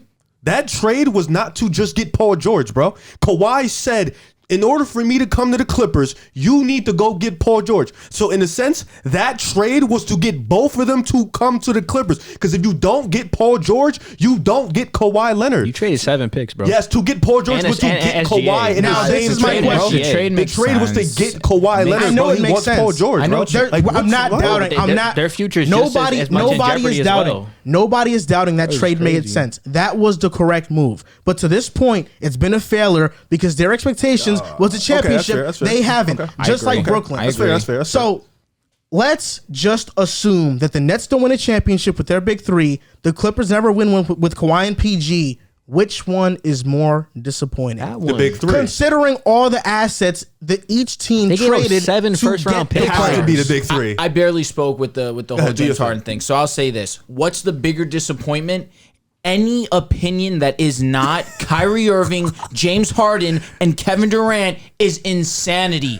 This is the big 3 that we're talking about being the greatest offensive trio in the history of the game. Yeah, crazy. It is insane to look at. Listen, because of a plethora of picks that was traded away for Paul George. What do you mean? First round picks. but nobody here They said traded that. Shea Gilgeous-Alexander, an all-star level player. Can I finish? Nobody here said that the Nets wasn't worse, bro. My point. Y'all getting worked up for no reason. No one's getting worked up. The question was, who's a bigger failure? Who's a bigger failure? Easily the the big great, 3. arguably Easily. the greatest big But 3 nobody said ever. it wasn't the biggest failure, though. But I didn't say that. That's the question. No, I said with him. But that's I the said, question. That he's answering the question. I was about to say the that. question is, who's the bigger failure? Yes, Harden, Kyrie, KD, easily, no doubt. There's no debate. There's no other bigger failure if they don't win That's a the championship. biggest failure in NBA history. And like that is underselling it. Like, NBA that- history. That How's is that the undersell? How can you undersell that? Exactly. As we agree with you. No, I understand what he's saying. No, but you It's- can't undersell it if it's the, Yeah, he's right. it's the, You can't yeah, undersell it's that. gonna be Yeah, the you can't first. undersell that. It might be in sports history. Oh, I would say your Broncos. Which one? The blowout. That's pretty embarrassing. It's one of those moments. It's fair No, enough. I don't Nah, just know. play it. But I understand that hurts. That hurt. Regardless of that fact, it's KD who everyone was gassing and coming to the season best player in the league. James Harden, top 5 player in the league. Kyrie Irving, the best skilled position, the best skilled basketball player in the history of the game. All 3 of them are together on the same team. They're supposed to have the highest rated offense in NBA history. They do. What have they done? They haven't played much But games together. for one, this is the difference. The Nets didn't win a championship last season, because they were hurt. The Same could be Clippers, said for the Clippers. the first year they were put together. I agree. Yeah, Paul they choked. George choked. No the doubt. Lakers lived up to their bill. They made it to the Western Conference Finals. The Clippers didn't live up to their expectations. Correct. It wasn't because of injuries. The Nets would have won last year had it not been for injuries. Oh Let's get my that straight. God. And when Why you are you so when against you, that? And when you take into account the assets that the Clippers had to trade to get Paul George, yeah, I get it. They had to get Paul George to get Kawhi, but they traded 7 first-round picks, I believe. Shai Gilgeous-Alexander, who's an all-star player. They also included Danilo Gallinari, who was huge in OKC's playoff run that year, or their playoff run, that year when they made the playoffs. The Nets traded Karis LeVert, bro. And Jared Allen, huge. He's good. Yeah, Very good. huge. And no picks? They Four traded pick picks. swaps, though. Most of them are pick Pick swaps. swaps, You're yeah. talking very, very lightly on Karis LeVert, who you once said is on the level of Chris Middleton. He I never said that, bro. He never said that. I never said that. Wait. I said that as a second option. Karis LeVert can do what Chris Middleton does. Tomato. No, it's not. It's not. Okay, It's so different. so let me ask you a question, because you said, like, the first bubble, obviously. And just because I said that, we see what Karis LeVert is now as a main option in Indy. Like, come on, bro. Inconsistent. Like, come on, bro. Listen, They traded I could have LeVert. told you that though. Yes, and I agree. I understand. Yes, And Torian Prince. Yeah, like they traded nothing. but Jared Allen, like that hurts because No, now Jared they Allen- desperately Jared Allen's- need a big. that- No, they- I that understand. one hurt. Need a big. They That really hurts to just this day. traded Jared Allen for Harden, bro. Straight up. They like really like the They traded picks, a few picks, They didn't they? traded a few Four picks, pick but swaps. Most of them were pick swaps, bro. So they still have their first round pick. The Clippers this year, I'm gonna be if they don't make the playoffs, OKC owns that pick. I'm going to be 100 with you. Like, you keep saying those 7 picks, and I get it. That's huge. But it don't matter as long as you get Kawhi Leonard. I'm sorry, it just doesn't. Oh, it do because It when doesn't. Kawhi's 34 and Paul George is old and they don't It make doesn't. the playoffs, the OKC's gonna have a lottery pick. I get what you're saying, but you make that gamble 10 times out of 10. It's Kawhi Leonard. I'm bro. not saying you so wait, don't you don't make it. You make the gamble for Harden too, then, right? Of course. All No, right. but I'm saying when you take into account- that page. wasn't the question. When you the take question into was, account- who's the bigger disappointment. when you take into account the assets, it's the Nets. when you take into account the assets both teams had to trade, I think the Clippers are in far worse position for the future than the Nets. I don't think so. If it doesn't work, Because you got to think about it like this too. Like, all their guys are in position to still play for the team. So it's like Brooklyn's already in position to lose their top guys. So how can you say their One, future looks for No. better? I think Just one. Kyrie stays. bro. Kyrie, I think could we offer him never a play 1-year deal. basketball 50-50. again. He wouldn't care. Who's gonna take Kyrie? How is he not gonna? Who in their right mind is gonna give him a As long contract? as he Even leaves, if you- bro, as Nah, long as he keep it a leaves G, New though. York. But let me ask you a question. Bro, as Hypothetically, long as Kevin Durant signed. If man. you He's fine. 5 keep years. Kyrie and he still does the away, like this stuff still goes in correct. next year, what are you really look, doing? I'm pretty he sure could it'll go, get resolved No, by then. he could go. No, it's not. we don't know. He can go to any team that's not New York or LA and play a full season. I get that, but what team's gonna want him? That's what y'all not answering. The thing is, Kyrie doesn't want to go anywhere else. It's unfortunate what's happened. so with you're about to him. re-sign So you're a telling me part-time that. worker? So you're We have telling me to. that the Nets are We going have to to. have net. The Nets. Potentially. They're at least going to have Kyrie and KD moving forward. That's You mean not KD no, and Kyrie no. for 40 games? No, at least they're gonna have at least Okay, Kevin Durant. I know this isn't Kyrie too. But I know this isn't a political show, and it will never will be. But you really think that New York is going to have that mandate in place I going into don't. next year? I don't. Honestly, I Bro, can't people, say. I don't people are know. losing their jobs. Like legitimately, like nurses who don't get vaccinated are losing their jobs because they're not getting vaccinated. My cousin actually did. So just lose his it job might like be consistent for years on for however many years going on. that. Yeah. I don't know. I just I think don't know. when you look at the Clippers, like, aside from the bubble, like, what they like, we can say a championship is a failure in a season in a sense, I guess, but they made the first Western Conference Finals in Clippers history, bro. Like, they did that. The Brooklyn Nets have yet to make So an they ECF. did all that just to do that. So you're What? They content said with make that? an No, ECF. with the No, big but three. are He's you- I said the saying big with three. I said the big three. No, The are big you three in content with Brooklyn. that? That's what he meant. I said Wait, hold up. What? The big three have yet to make a Eastern Conference had final. Well, one neither playoff run. did the Clippers. They Clippers just made did it last last year. year. Wait, Okay. wait. Kawhi didn't make it. He was out.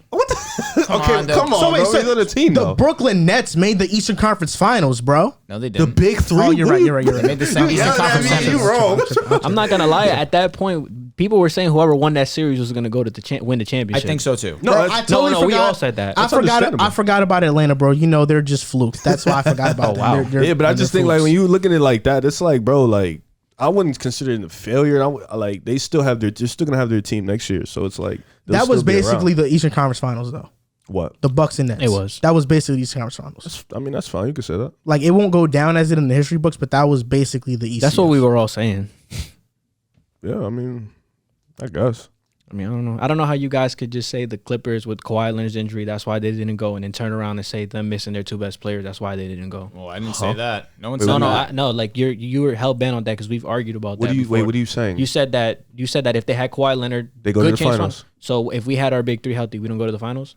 What? When did I say they would? I'm asking you, bro. I'm not saying you did. I'm asking you. If you had your big three, If we had everybody healthy, and this year or last year? last year, because last year I thought was the best chance for the Nets to win. They went 7 games. No, I still remember when you were healthy and I picked the Bucks to go to the finals, bro.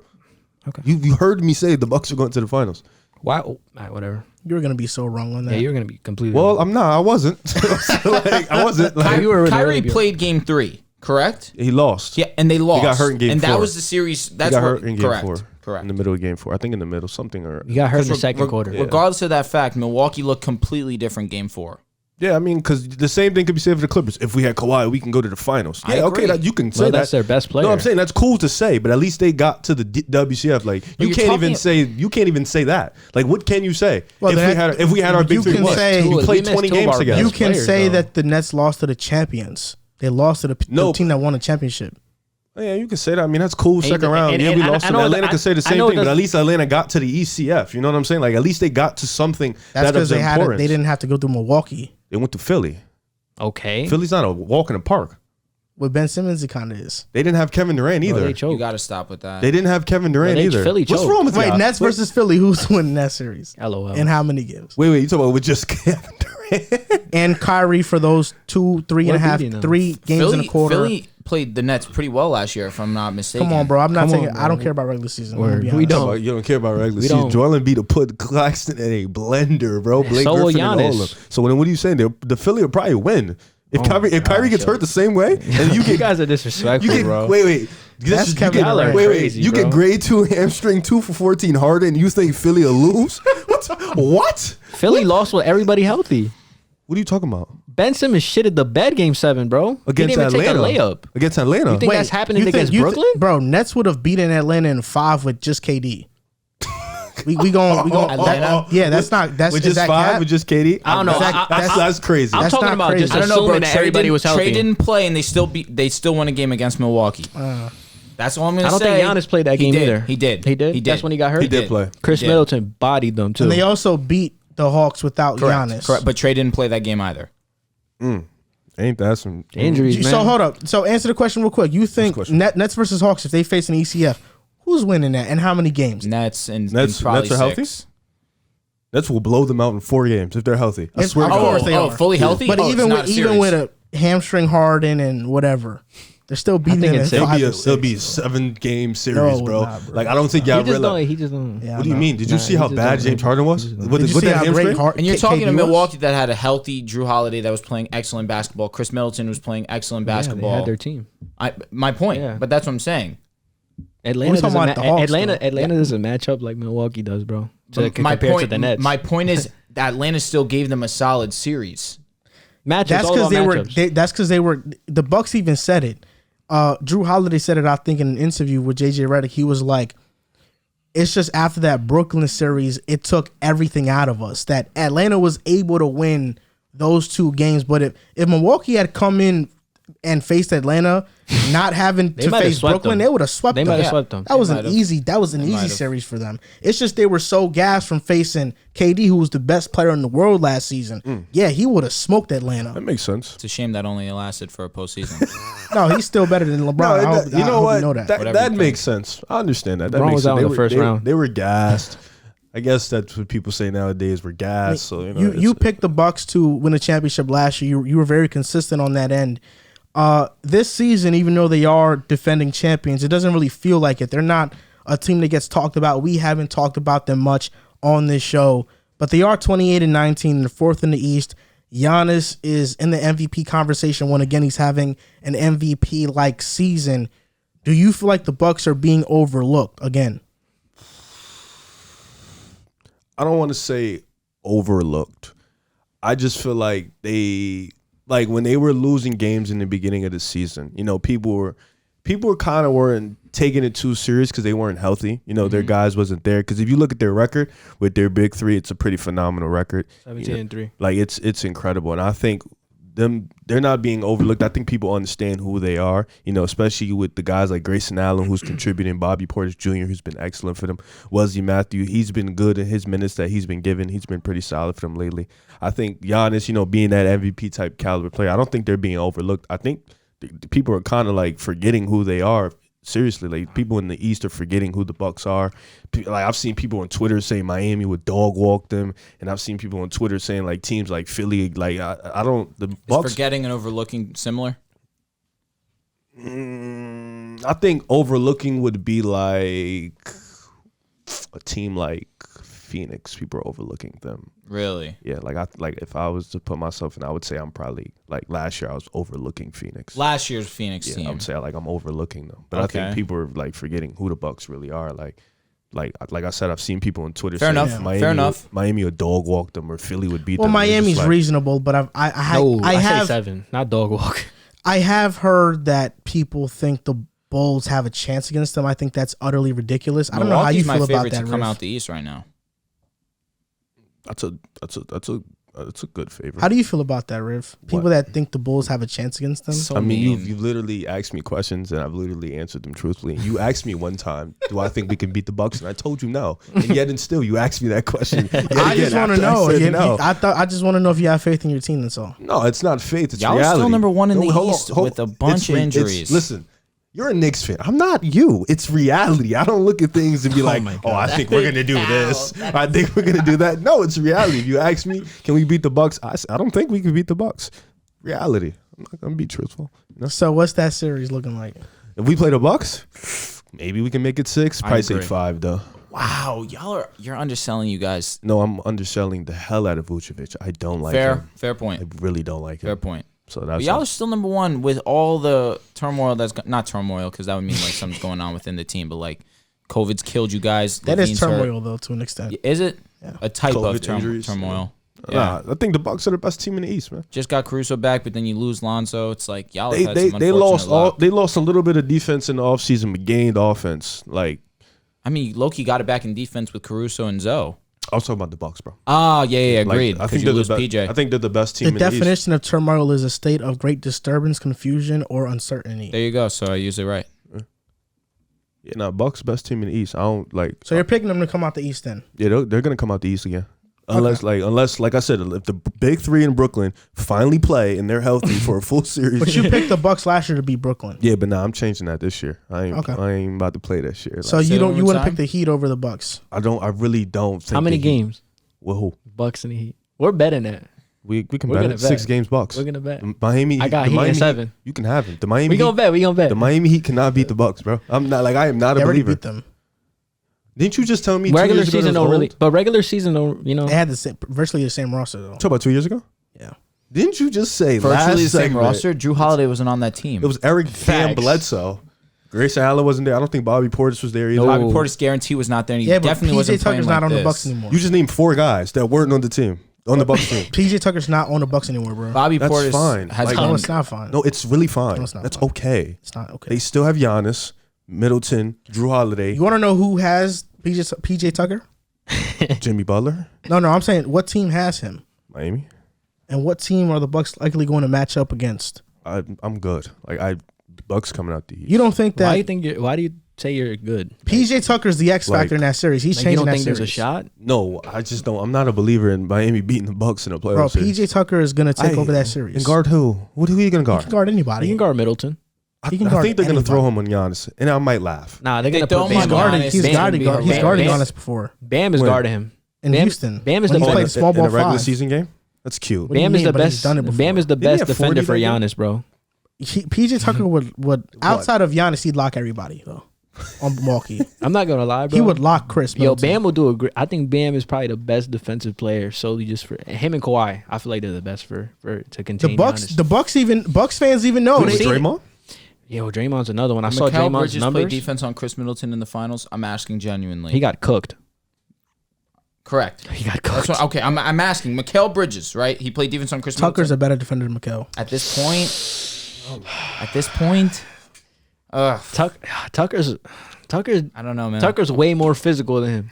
And PJ Tucker. Tucker's way more physical Like than him. Tucker holding KD in check was keeping KD but like 30 points. Yeah, KD but that's he 35 does that the series. best job on KD than anybody in the He makes in him the work. NBA. He Really, makes it's him work. 35. But That's that's job. like it's Nah, just but 30. if you watch the games, like all jokes aside, he made Kevin Durant work. You know, Kevin Durant, PJ said on the podcast, he's gonna score 40, 45 on me. I just want to make him work for everything. He does, and KD gave him props for that too. That's very interesting. Yeah. KD said that he's the best person to guard him. I think I don't know. Like the Bucks. If we go like You Bucks, remember that Miami Start series? respecting PJ, bro. You be disrespectful. Bucks to versus us. Miami. I like the Bucks guarding Miami pretty easily, and I don't think like that Miami too. can build a wall this time. Too many shooters from Milwaukee. I'm fine And with it. Giannis's game's evolved. Yeah, I'm pretty good. Giannis has been hitting the mid-range shot at a higher percent. You laughed at me when I told you that. Nah, I looked it up. You were actually right. So I apologize for that.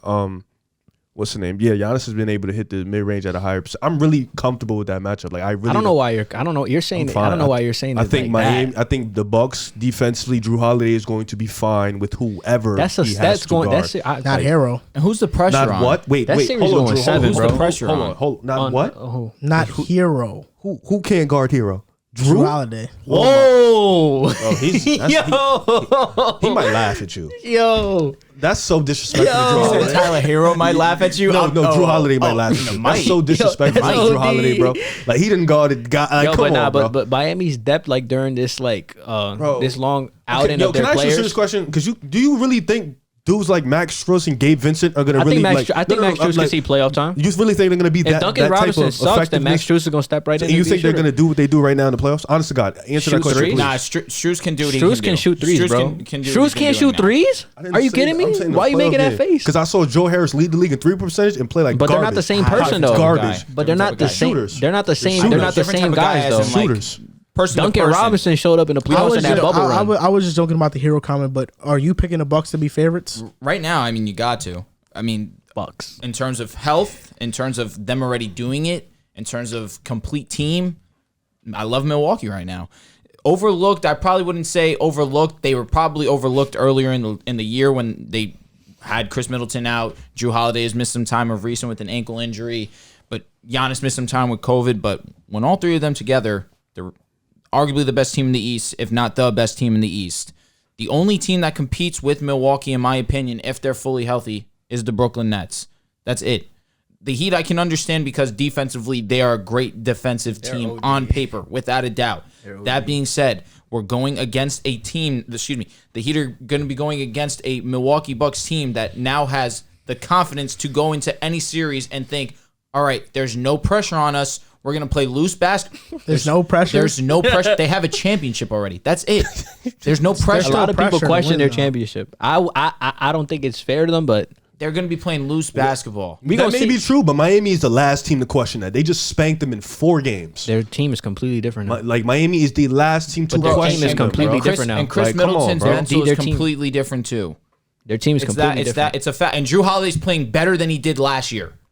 So Chris now we're Middleton's- getting an even better Drew Holiday, a confident Chris Middleton, and a better Giannis, and an improved Bobby Portis, and Grayson Allen to add to that mix also. I don't know if Bobby Portis has improved. I think he just has opportunity that Brook Lopez has gone out. That's He's very always true. been good. Yeah, he's always been That's good. very true. On the And Knicks, he Brook was very Lopez good. being out true. That's a fact. That's also very true.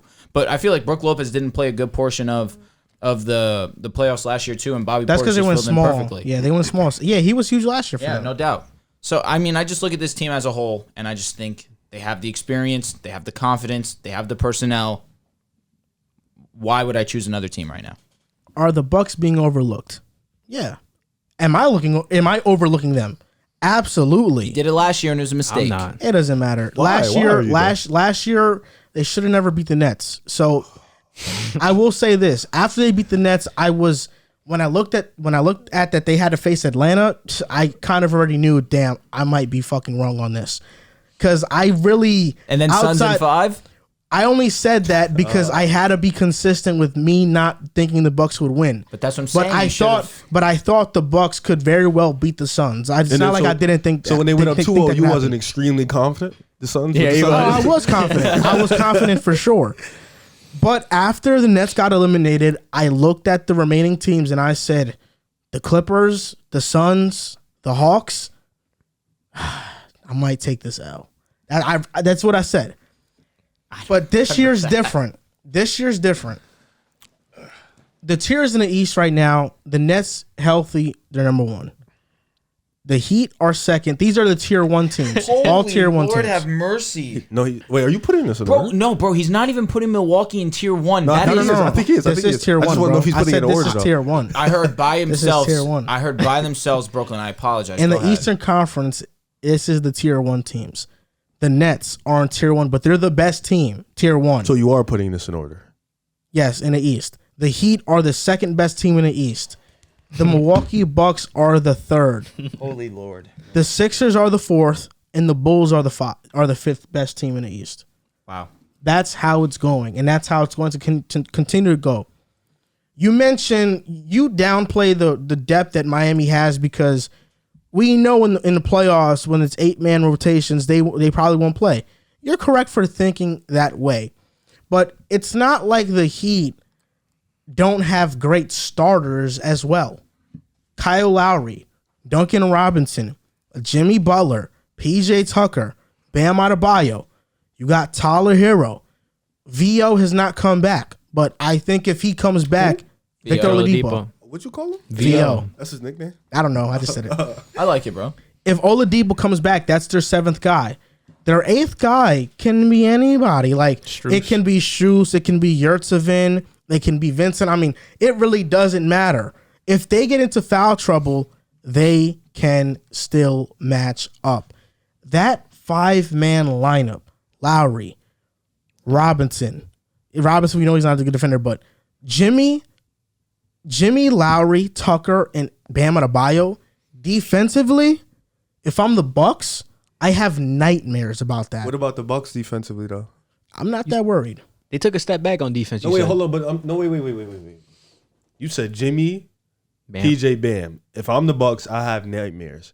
But yet you're gonna sleep on Drew Holiday, Middleton, and Giannis. Want to know why? Why? This is why. I'll explain. I'm interested. I'll explain it I'm to interested you. too. Can't wait for the playoffs. I'll explain it to you. OD. Man. The Bucks saw firsthand on their team going up against him every day in practice just how much of a menace He's and making a this a pest PJ Tucker thing. PJ Tucker truly is. Knowing they got to go up against that guy, He's making this a PJ. yeah, they're pretty scared. Out of those 6 guys, who's the best perimeter defender? Guess what? Oh, hold up. I didn't finish. Who was the team? Who was the team that came back? Jimmy. Oh, who was the team that came back 0-2 versus the Bucks in the Eastern Conference Finals in 2019? Toronto. Who was their point guard? Kyle Lowry. Oh, Who's their forward? Who's their forward? who was the second You're best going to player? say in that? Kyle Lowry and not Wait, why Kawhi can't- Leonard and Wait, why Serge can't you Ibaka answer? who built the forward? wall? Who was the forward? Kyle Lowry. Wow. I'm telling you right now, this team is better than the Bucks. The first time the Heat beat them in 5. Yep. The second time the Bucks beat them They in won 4. up them. They washed won up them. No, they washed The them. Bucks beat them in 4. And now the third time, this will be a 7-game series. The Heat will come out on top. And I will say this as well. The Bucks lost PJ Tucker. That's you guys, you especially are underselling it so much. I'm 1,000%. You are going to regret it. PJ's nice. He's not the all-world guy that he's saying that he is, but he's good. Giannis statistically had his worst series against the Heat last year. You want to know why? Because their efficiency was just off the charts that series. Really? Do I expect that to happen again? Brent Forbes had like 16 and a quarter, bro. Grayson Allen's better than him. Can he? He is by far. Oh, I know. But hold up. I know he's better. Okay, I'm but just letting you know. What is what you said? You just said this about Max Struss with Joe Harris. Oh, I've seen Joe Harris lead the league in 3-point percentage and then wet the bed. Grayson Allen, have I seen him in the playoffs? So you're worried about Max Struss not shooting well, but Grayson Allen, he's fine. You think he's fine? I mean, like you don't have that doubt, even though he's never been in the playoffs. No. You're definitely right. But then we could say the same thing about Brent Forbes. What did he do against your Heat? Brent Forbes was amazing against the Heat in the playoffs. That's my point. He's not on the. No, Bucks. I'm saying we could have. So he's I'm on saying, Denver. when you play with Giannis, like when you play with Giannis, like your game just elevates to a different level. And you have listen, I'm going to be 100% honest with you. PJ Tucker can't guard him one-on-one. They're going to have to build a wall. Can't guard? That's what Miami's going to have to do. PJ cannot guard Giannis one-on-one. Bam will guard Giannis. Why do y'all think PJ's guarding him? PJ's guarding Chris. Whether Bam does it or not, you're not going to leave Bam Adebayo on an island with Giannis. You're just not going to do it. You're going to build a wall, and that's fine. Build that wall. But I'm saying, yes, they lost PJ Tucker. And listen, I understand it's funny because he's really garbage. But he did defensively. He was amazing in the playoffs. I'm not going to knock. He was amazing. He stopped the man from averaging 40 and ended up averaging 35. Yeah, that's cool. Agreed. But listen, Trae Young shot 23% against him. Good job. What I'm going to say is this, like, they lost PJ, but they gained offense. Like, their offense is going to be at a ridiculous, and they're going to have wide open shots. Now, if they're not making it, they're not making it. But I'm saying this, they're going to have open shots. Now, what offensively did they gain that replaced PJ Tucker? Grayson Allen. They're getting He's their four? They're getting Dante back. Wait, what's their starting lineup? If they go small ball, Bobby Portis and Giannis are the bigs. PJ started for them last But I'm year. saying if they go small, Bobby and Giannis are the 4 and the 5. They don't need PJ to be in that 4 and 5. And then they run Drew, whichever shooter they feel like throwing out there in middle. The starting lineups: Drew, Grayson Allen, Middleton, Giannis, and Portis. You telling me I'd rather have Grayson Allen than PJ Tucker? Are you serious? I wouldn't. On offense? No, just on my team. No, on defense, of course not. I'm talking on my team. If I get to pick between those guys, we're playing playground. We're playing playground. I wouldn't dare pick PJ Tucker. Yeah, no. What are you talking I'm picking PJ But all day. if I want to contend, I'm taking PJ. If Cool, I'm saying PJ wants for to, he can offense? average more points. That's not a problem. He can do that. No, he cannot. He's having a career year with the Heat right now, averaging 8 points after he's been averaging 7 and 6. What are you talking about? He's shooting 46% of the three too. He's leading the league in 8 3-point points? percentage. 8 points? What's Grayson at? Like 12? 12. Shooting what, like 40%? I'll tell you right Defensively, Increased it's not close. opportunity, bro. Defensively, it isn't close. Bro, PJ now. averaged He's like shooting almost 40% from Yo, three. you don't think Bam is the best option to guard 42.3. Giannis? PJ one-on-one? averaged just don't think 16 he and can 10 in guard Giannis. college, bro. I've seen him guard him. Who? Probably for like a couple I've possessions. seen Wait, who are Bam. you talking I've seen Bam lock Giannis, bro. I've seen it. When? Wait, hold on. In the Is playoffs. PJ not locking Middleton? Oh, probably. He did a great job on Giannis last year. What's My one of the they biggest- lost before. I don't think he's But they have locking better him. players now. What's though. one of the Kyle Lowry's biggest- better. So did Tyler Russ. Herro's better. There's a better option. Victor on. Oladipo's coming Hold back. The Heat are more still- deep, bro. Hold on, They're hold on. much better than last year. Hold on. Still streaky on. They're much What's better. one of the biggest reasons the Bucks made the finals last year? Chris Middleton finally showed up in the playoffs. Let's keep it a buck. Yep. Okay? If Tucker neutralizes him, they're not getting past Miami, bro. Middleton has to continue being that good. second guy. Do you trust Middleton to continue being that good like he was last year in that I run? do. He averaged 25. So wait, can I ask you a believe question? in him. Wait, so He averages wait, 19. So I Joel, believe in JC, him. this is a question And for Drew, you were underselling how much Drew has improved yeah, this year I know. Drew's better than Chris. JC and Joel. As a whole, yeah. Who in Miami is going to step up for them offensively? Jimmy Butler. Answer They that got question. so many Jimmy guys. Butler. Jimmy Butler. Yeah, it can be Tyler Herro. I don't think we can count on Kyle That's Lowry. the answer. I don't think we could count on Jimmy Butler playing that bad again, bro. I really don't. I think that's like Shot a 1-year thing. 23% Do you That's know a why one-year thing, Jimmy bro. Butler played that bad? Because they were able to hone in on PJ just Tucker. Jimmy Butler because they had no other offensive weapon PJ to Tucker. really go Tucker up was against. guarding him guarding, good, right? That too, 100%. Tucker made that everything being tough. said, now we have Hero who's upped his Kyle scoring Lowry. average. Kyle Lowry's also added to the mix. You Bam's have- averaging 19.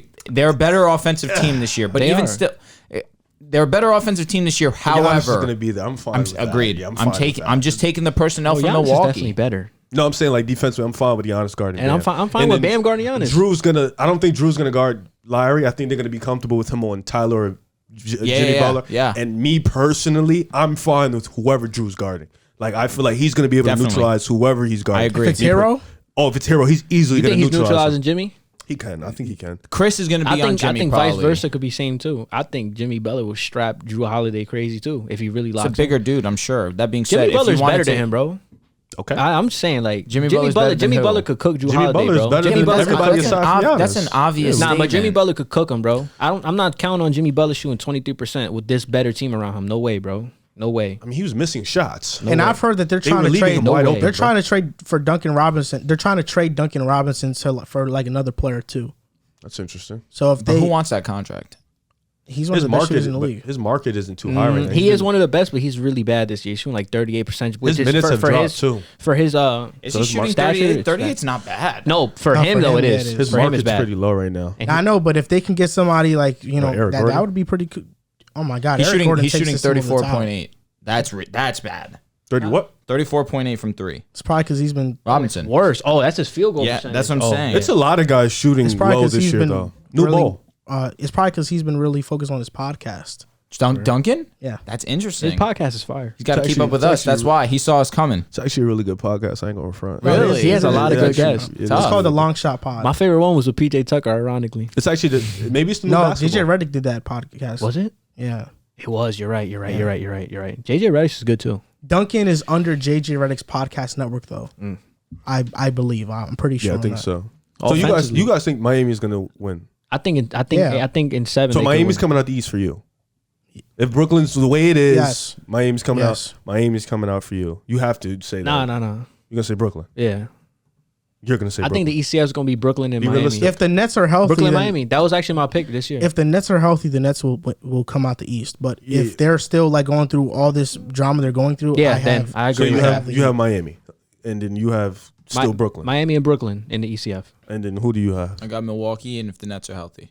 Well, let's stop with that part. Let's just you have Milwaukee. All right, to come out the East for sure. All right, this is gonna be very interesting. I can't wait. I really pray to God. Yo, they we play. gotta watch every game. Like we gotta like. It's not gonna be fun for you. Bro, we gotta watch. Bro, we gonna watch, bro. I'm telling you, bro. It's Bro, not- I'm telling you right now. I'm sleeping on Miami. I'm not gonna lie. I'm in the bed with it. I'm in I the mean, bed you with think it. the Bulls You're can s- beat the Heat, so this is not surprising. You coming also from thought the Knicks would be a third seed. You need to really chill on your takes. Like you gotta chill on your takes because that one was really insane. So Bro. let's pump the brakes here, buddy. Julius Randle. He had 4 points the other day. I know. Oh, He okay. went 1 for 9. I didn't expect him He's being this gaga. bad, bro. Against the Pelicans. He's Gaga. Like nobody expected Julius He's Randle whack. being this bad.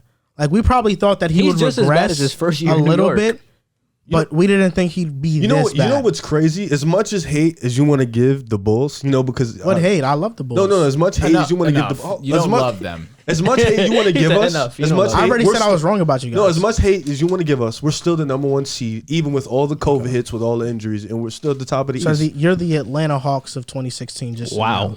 know. That's crazy. They don't. I mean, you could say that. What are you guys?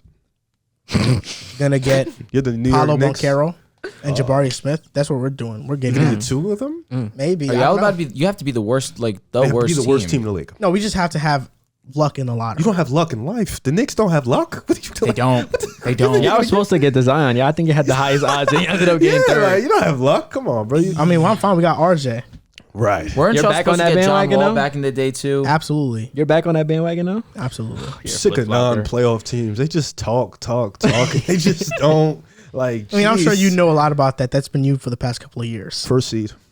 Yeah. First time in forever. Finally. do you mean forever? You haven't had a first seed Bulls in are- decades. What are you talking about? No, we You talk. All right, you can't trash talk the Bulls franchise. You won't like, finish as the first seed. You won't finish as a 6. So what are you saying? No, we can finish as a 6. We can. Yeah. Okay. we'll Your see. boy Cam Reddish is coming, bro. Yeah, I know. He said, you won't finish as a 6. That's Bro, great. y'all are 11th. Yeah, but Yeah. look at the games behind. You lost to We're the not- Pelicans. Jose Alvarado was a very good player. Yeah, I let that happen. That was crazy. I liked him in college, though. He's good. What college you went to?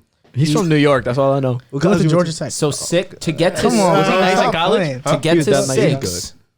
You guys are 7 games flat. It's Actually, not happening. from We're not behind. getting 6. What about the playing? The AC? He tried getting the. They could get into playing. Playing They could. a game and a half. Oh, yeah, I told you. Yeah. All he has to do is A game. It says Cleveland's a 6 seed. They win like, 2 yeah. games in the play and they're 7 seed. That's how it goes. That's what he's trying to do with a terrible record. Are you taking the Wizards or you guys? Ew. Taking us. Okay. Hate the Are you Wizards. I think taking the Wizards are Are you better. taking I just hate them. taking the Celtics or the Knicks? Knicks. What? I'm taking the Celtics. I mean, I Raptors. told you the Celtics aren't making the playoffs. Raptors and the Knicks. I'm taking the Raps. Raptors. Taking the Raps. You think Fournier gonna cook him? The Celtics? He always He cooks always the does. And Celtics. you're taking the Hornets or the Knicks? That's a toss up. I'm actually They smoked y'all the other day. With all due respect, brother, I'm taking every single team here over you guys. Yo, Miles Bridges is wilding on y'all. I'm not gonna be saying that when Cam Reddish plays, bro. I really want him to play well because I want Zion to come to New York. I'm gonna just be real with you. The East runs through the first 6, and then after it's just like a bunch of bottom feed. Like, good luck, have fun, guys. Nah, it runs through the first 4, not 6. It doesn't run through Cleveland. 76ers? Cleveland can make a series tough. That's why I say the first 6. Oh, okay. That's why I said like. Nah, but like Sixers are. You don't have Sixers over the Bucks, Heat, or Nets, right? Or I mean, I have them over the. I don't know. I think it's Sixers with the Nets as currently constructed right now. They could give them a really good series. I think the Sixers can make any series tough. I agree. That's why I say it runs through the first 6. The rest of you bottom feeders are just here. You just can't hear anything negative I'm with joking, the Nets. I'm joking. I Yo, feel you Andrew- though. I can't hear anything with the Lakers. So Hey man, good luck though. Playing. Oh, you guys are garbage, yo. Jesus Christ. Don't go to the next segment. I gotta say something, bro. You really was talking crazy this offseason. Yeah, Knicks 3rd seed, Kemba this. Yo, you was really going bananas, bro. That's insane, bro. This guy, you a funny guy, bro. Jason Kidd. You act like that wasn't a good take Nah, that was a horrible take. Like in hindsight, that take stinks. in hindsight, but it was good. You like that goes in the Pacers take. Like that's in that type of column. You think so? That's Yeah. worse. The Pacers are worse. Yes. Joe, how was that game that you went to? The Pacers and Clippers. It was a good game to watch. It was actually a good game. Yo, Karis LeVert was cooking, right? Didn't Batum have 30? Yes, Yeah. he was. Brandon wild. Boston's really good, bro. Yeah, young guy. They draft him. Zubac was cooking. It's a bonus. Young guy. Sabonis Yo, is this good. guy's a clown, bro. You know what he said? He's like, yo, Karis LeVert. I've always been a Nets fan. Yo, my gosh. That was Yo, funny. I lied. I didn't dap him. I was mad close though. I saw peeped. that. I He thought went, you he did. went in, honestly. it looked like he went in for him. He just missed your hand. he did not because I couldn't reach, bro. I was a little bit too high, and I didn't extend my arm. And I didn't know he was gonna dap people, bro. So Damn. I was just like, I got him. He's man. like O'Shea Brissett. Like these guys probably walking to the tunnel like, yo, how does this guy know my name? Like, I'm not even a play. Like I'm not even known. yo, he was like this. O'Shea Russell was like, He act like he want to chew. Like, nah, yo, it's funny because during the game, there's a Clippers guy who's like, I guess he sits in the stands. He's like their mascot. I guess he's just a huge fan. He wears a suit, like a red suit. like a bird. It looks like a bird, right? His No, suit? no. Oh, that's It's their like- mascot, right? No, it's not a mascot. It's a person. It's a he wears a suit though. He's like a big Clippers fan. And O'Shea Brissett, he was at the line, and he was like, "Yo, who is that?" That's disrespectful. He was like, "I don't even know who that is." That's my boy O'Shea, man. And I'm over here like, "Yo, O'Shea Brissett, what's good, my guy?" Yeah, that's messed up. He's like Chris Duarte, Rookie of the Year. He was capping crazy. Chris Duarte, man. O'Shea from Syracuse. he started man. off pretty well. Cooled down, unfortunately. It's because a bunch of bums started playing. Karis LeVert and shit like that. Yeah, Just blowing his. Sam's Karis been favorite playing player. well lately. That's Sam's favorite player. I told y'all he was not that good, bro. Bro, Yeah, gay. I I tried They to say always that talk- too. They I always, tried to say that they too. always overrated him. Nets fans. I agree wholeheartedly. I agree. I agree. I agree. Yeah, I was never. I have a video of JC like 2 years ago. Saying that he would average 20. Yeah, I he thought was- he would. He I was actually like- did. Yeah, He actually did average 20. yeah. He was like, "I say 20."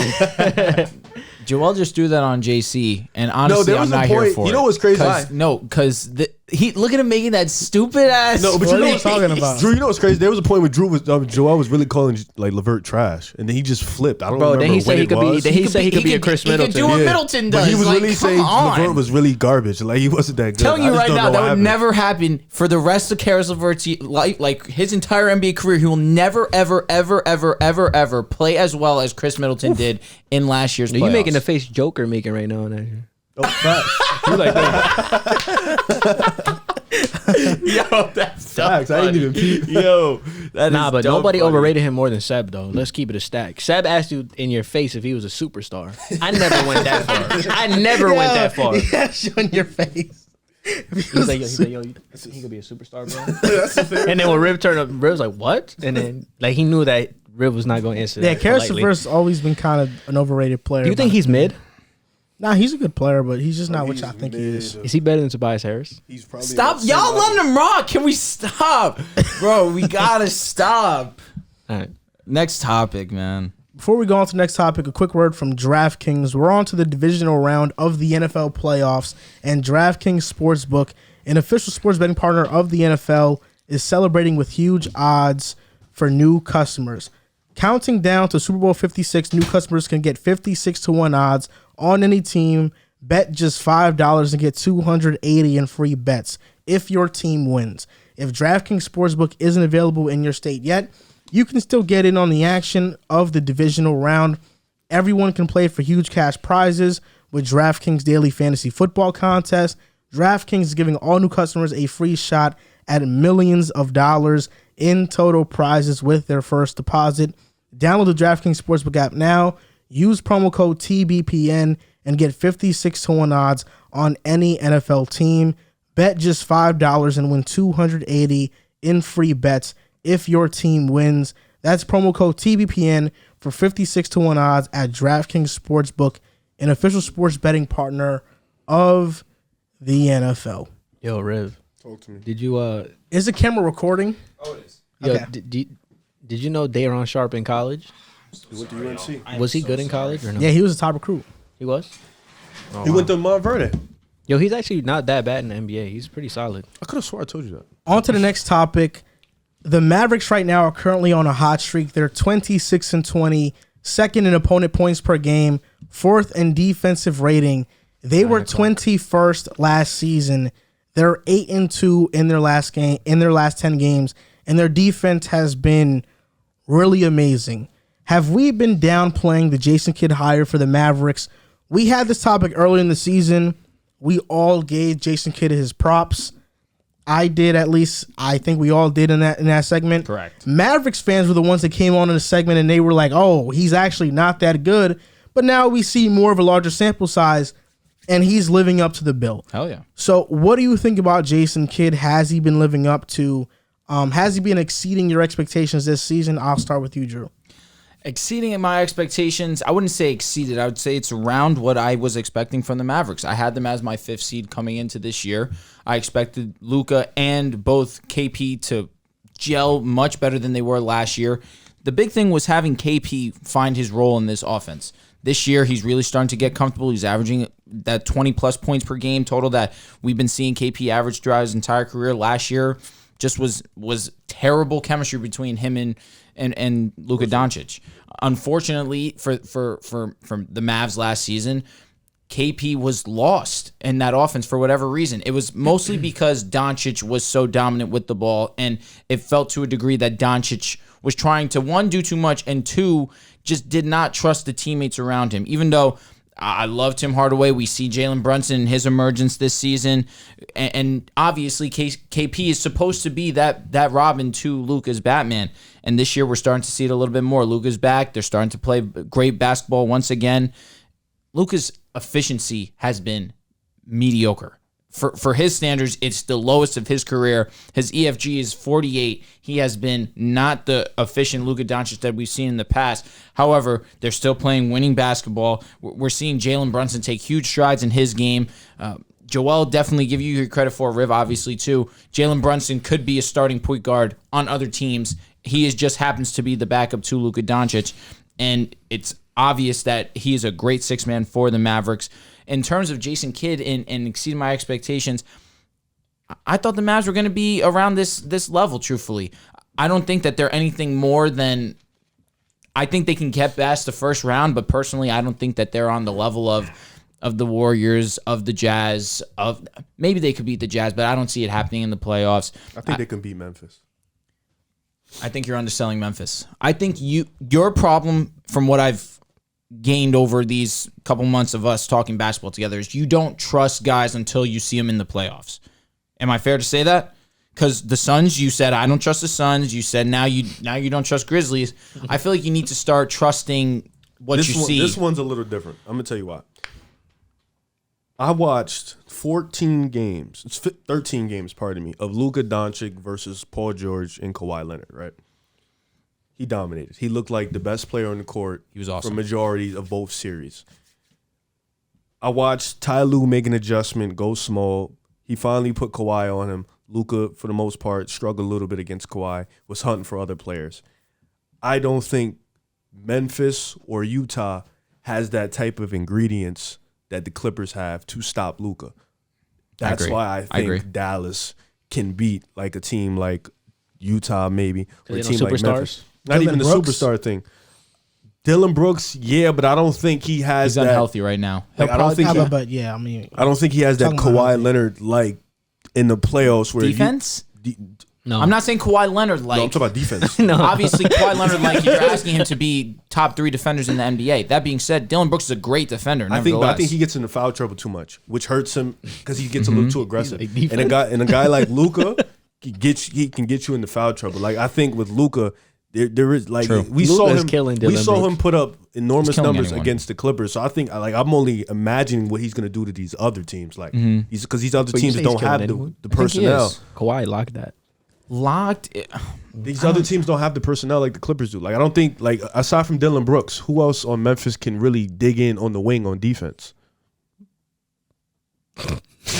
Like not even like no maybe Kyle Anderson Oh my God, he's too slow. Like or Desmond Bain. I was gonna say Desmond Bain. He's No, just a too little bit small. too He's gonna kill small. him. He's a that's what little I'm bit saying. too Like small. like not even no slout. Like the Memphis, they're a great team, but I think like just Luka. Just speaking of Luka, I think Luka can like. You think violate. Luka by himself could beat? No, He's not by himself. No, though. But I'm saying him when He's not. You're That'd right. be a He's not. tough series. That's That'd what I'm be a saying. really Like, good series. I think and Porzingis has been pretty good this been year. really good. 20 and 8. He's been really Like, good. he's been good this year. Jalen Brunson, he's been Solidly that guy. good. Hell yeah. You know what I'm saying? Like this team is a better Tim defensive Hardaway's team than been it's bad been this year. This team is a better defensive team than it's been over the past couple seasons. And you know, like I think we all can agree, this Dallas is where we want them to be. But I think Jason Kidd being as good as he's been so far, I think has been the surprise. We didn't think.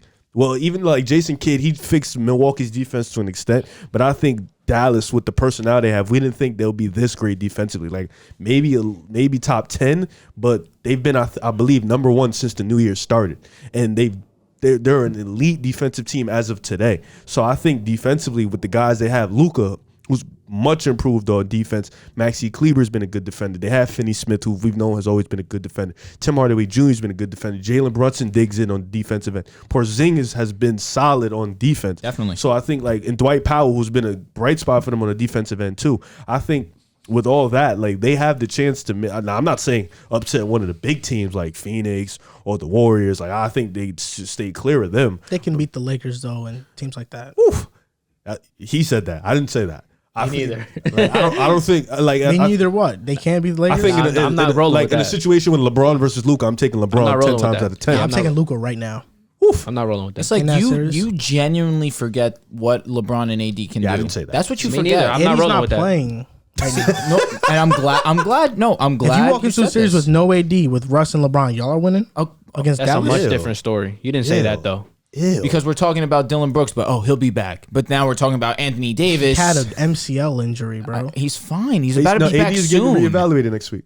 Okay, Read but a book. That's a bigger injury than Dylan Brooks. Bro, facts. he's legitimately he could be back. If within, like, AD next plays, week, too. Dallas is not week going and to a half. win. But if AD doesn't play, it gets a Yeah. little spookier. You know what I'm If saying? AD doesn't play, we're nowhere near what we should be when he's. Well, I mean, if obviously on AD the plays, court. you're still nowhere near where you should be, but you can beat Dallas. You know what I'm saying? Like, you can still beat Dallas. You guys are garbage, but I'm saying you can still beat Dallas, you know? Garbage. But Dallas defensively, they've been amazing, and I think that's when the one slight for them offensively, they're pretty solid. They have the weapons to be a great offensive team. Just like we said, I think the thing that will forever hold Dallas back is just another guy that can, kind of take the ball out of Luka's hands. I don't think Porzingis is that. I think- Brunson hasn't helped It that has a little been bit. Brunson. That's what I'm saying. No, I'm saying, but I think when I say another guy, like better player? like just like a better, like a star, like what I'm saying. Not saying Brunson, like Brunson's nice. KP isn't borderline star. Talking about a ball handler. Talking about a backcourt player, right? thank you. I understand Thank what you're saying. Like a CJ McCollum type of guy? But you Not still that, have, but that. You You know still what I'm have, saying? you Yeah, still have thank you. Brunson averaging 17 points. It's not that he's not a star. Brunson's not a This star. guy's face is so funny, yo. Nah, because he just said Porzingis. That kind of threw me off. Why? No, but he does these faces. He Me? does the river Yeah, face. because he's not. He's just not Porzingis the guy is, I'm you thinking- have to give him the ball. He's not going to create for himself. Oh no, necessarily. with that, Or others, I'm just and saying others. he's asking for another guy In the in the post, offense. It's like a Chris Paul and a James Harden situation. I'm talking about like something like that. Oh, You know you're what I'm saying who can handle the ball, which I agree, but that's what I'm saying. Jalen Brunson definitely is not a slouch. He's not a Jalen star. Brunson is as good as Malcolm Brogdon. That's fine, but I don't think Malcolm No, it's Brogdon about is the like. same, yeah. They're about No, the but same. I'm saying Malcolm Brogdon's is nice. I think I named 18 point guards better than him he's yesterday. laughing, but Malcolm Brogdon is a good player. No, He is I'm a not good player. laughing. No, but like, No, I think Brunson is a good player, bro. He's a very good player. That's Wait, why wait. you He's gave him a good firm. compliment. But why? Yeah. Why do we? What? so, like a maxi. Yeah, no, like why did we bring up Brogdon? What?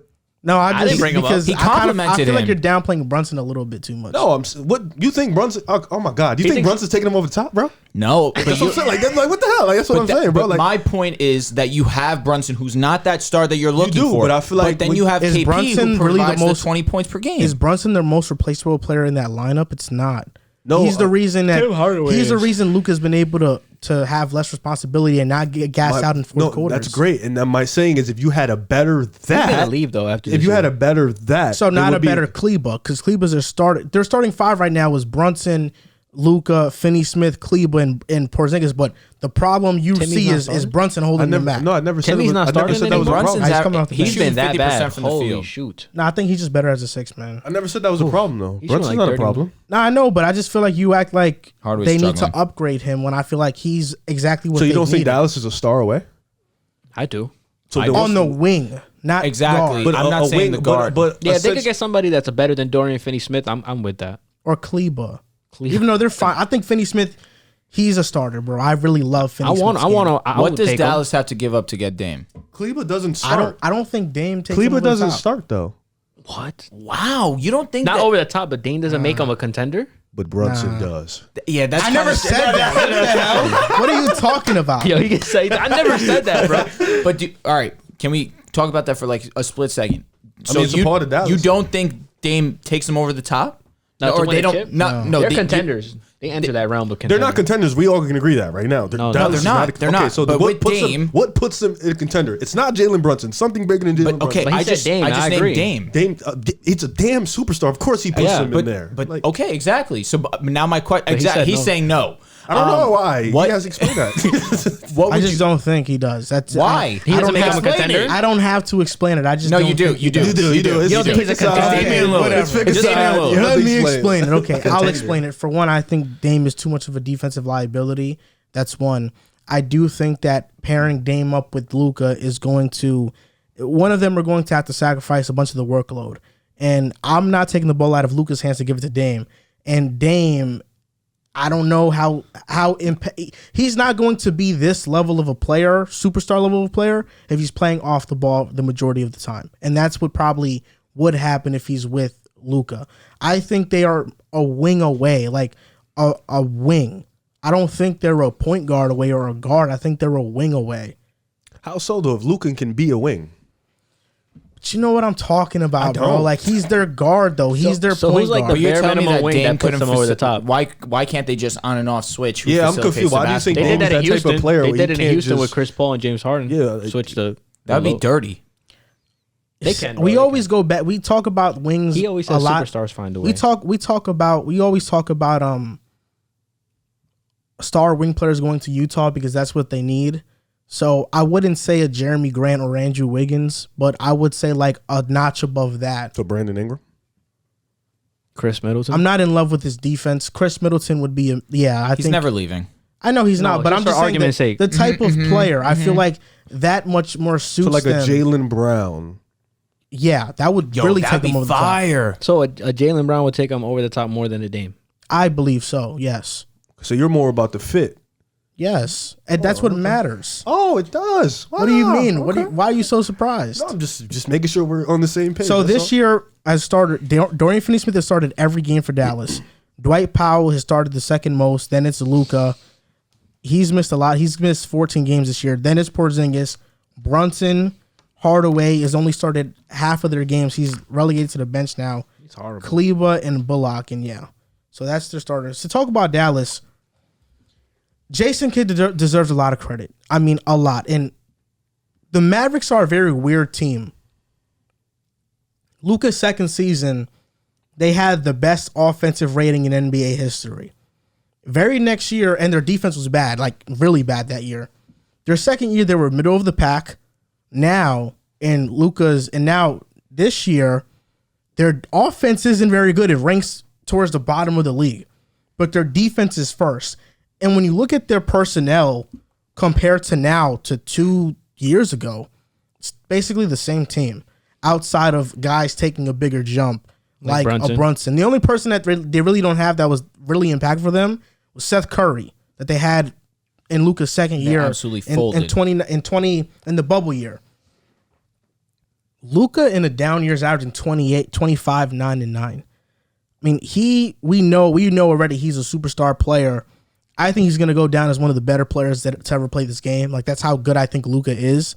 He has that type of potential. I'm with you. Rib be like this. No, he started looking at me. Rib always do some shit with his eyes when he hears something. Is that cap? What? I'm asking. Wait, what did he say? That he could go down as one of the best players ever. Yeah, probably. Too early to say. Potential-wise, I think he has that. Yeah. He does. Jalen Brunson, I've been on the bandwagon of him for like 3 years now. He's a very damn good player. Out of Villanova, I love this game. Brunson last year as a starter averaged 16. He averaged these numbers. Him starting relieves a lot of pressure off of Luka Doncic. And Dorian Finney-Smith has credited Jason Kidd and said, it's been amazing with him being coach. There's more freedom offensively, even though the numbers don't coincide with what they are offensively because they are towards the bottom of the league. It's less offensive sets. They're playing more off of rhythm and feel for the game. And I think as the season goes on, playing that way and not playing so robotic offensively, they'll get better offensively and they'll come into their own in that regard. Jason Kidd with the Lakers last year, you guys were the first ranked defense. Now you're their 18th. It's not because Kid's gone. I'm telling you that. I think it's because Kid's gone. No. That's what I'm telling you. It's definitely not. And last year, the Dallas Mavericks. It's not. It's personnel. Last year, the Dallas Mavericks. Yeah. It's absolutely personal. Last year, the Dallas Mavericks ranked around that. They ranked 21st defensively. Now this year, they're first. Jason Kidd has had an impact defensively everywhere that he's gone. You say it wasn't Jason Kidd. Okay, maybe you can say that. I know AD's been out. I know it has a lot to do with personnel. Even when AD was playing with you guys weren't the first-ranked defense in the NBA. Caruso, KCP. Okay, yeah, I know a lot of your guys have left. That's some great points. But I think Kidd has really been the reason why Dallas's defense has been so great. He's been definitely. And I think Luka just learning under him, learning the game under Jason Kidd is helping his game tremendously. He's talked about Luka and said, you look at Michael Jordan when he was young, tried to beat Detroit by himself and couldn't do it. Then he has a running mate and it made it simple. When the great ones make it easy and simple, it becomes fun. You can see that with Luka. Kid understands Luka. Kid is too Luka funny being for that. Jordan is crazy. Kid is funny. Yo, That's what I'm talking about. Yeah, that's what I'm crazy. talking about, That's bro. crazy. That was crazy. He has all-time great potential to say he's Okay, Jordan. My God. Well, Kid understands that Luka at Is that this type of age, dude. when Yeah. you look at Luka's numbers so far in his career, you compare it to Jordan's, I mean, it's eerily similar. His efficiency is mid. You're forgetting one side of the ball. Facts. Okay, I understand that, but I'm Facts, talking about like- the numbers. Yeah, but it's I not underst- all about the numbers. Okay, I bro. know, but Luka's a top 10 player in the NBA, top 7. Jordan was I'd say. one. Okay, I understand.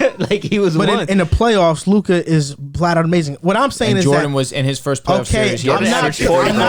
I'm not saying I Luka know, it's tough. is better I'm than sorry. Jordan. You're right. You're not I saying am that. saying You're you not guys saying are that. missing the point. We are missing the point. We are missing the point because he said Jordan. The point Jordan. is that Luka needs a Scotty to his MJ. Scotty Barnes. That's what he needs.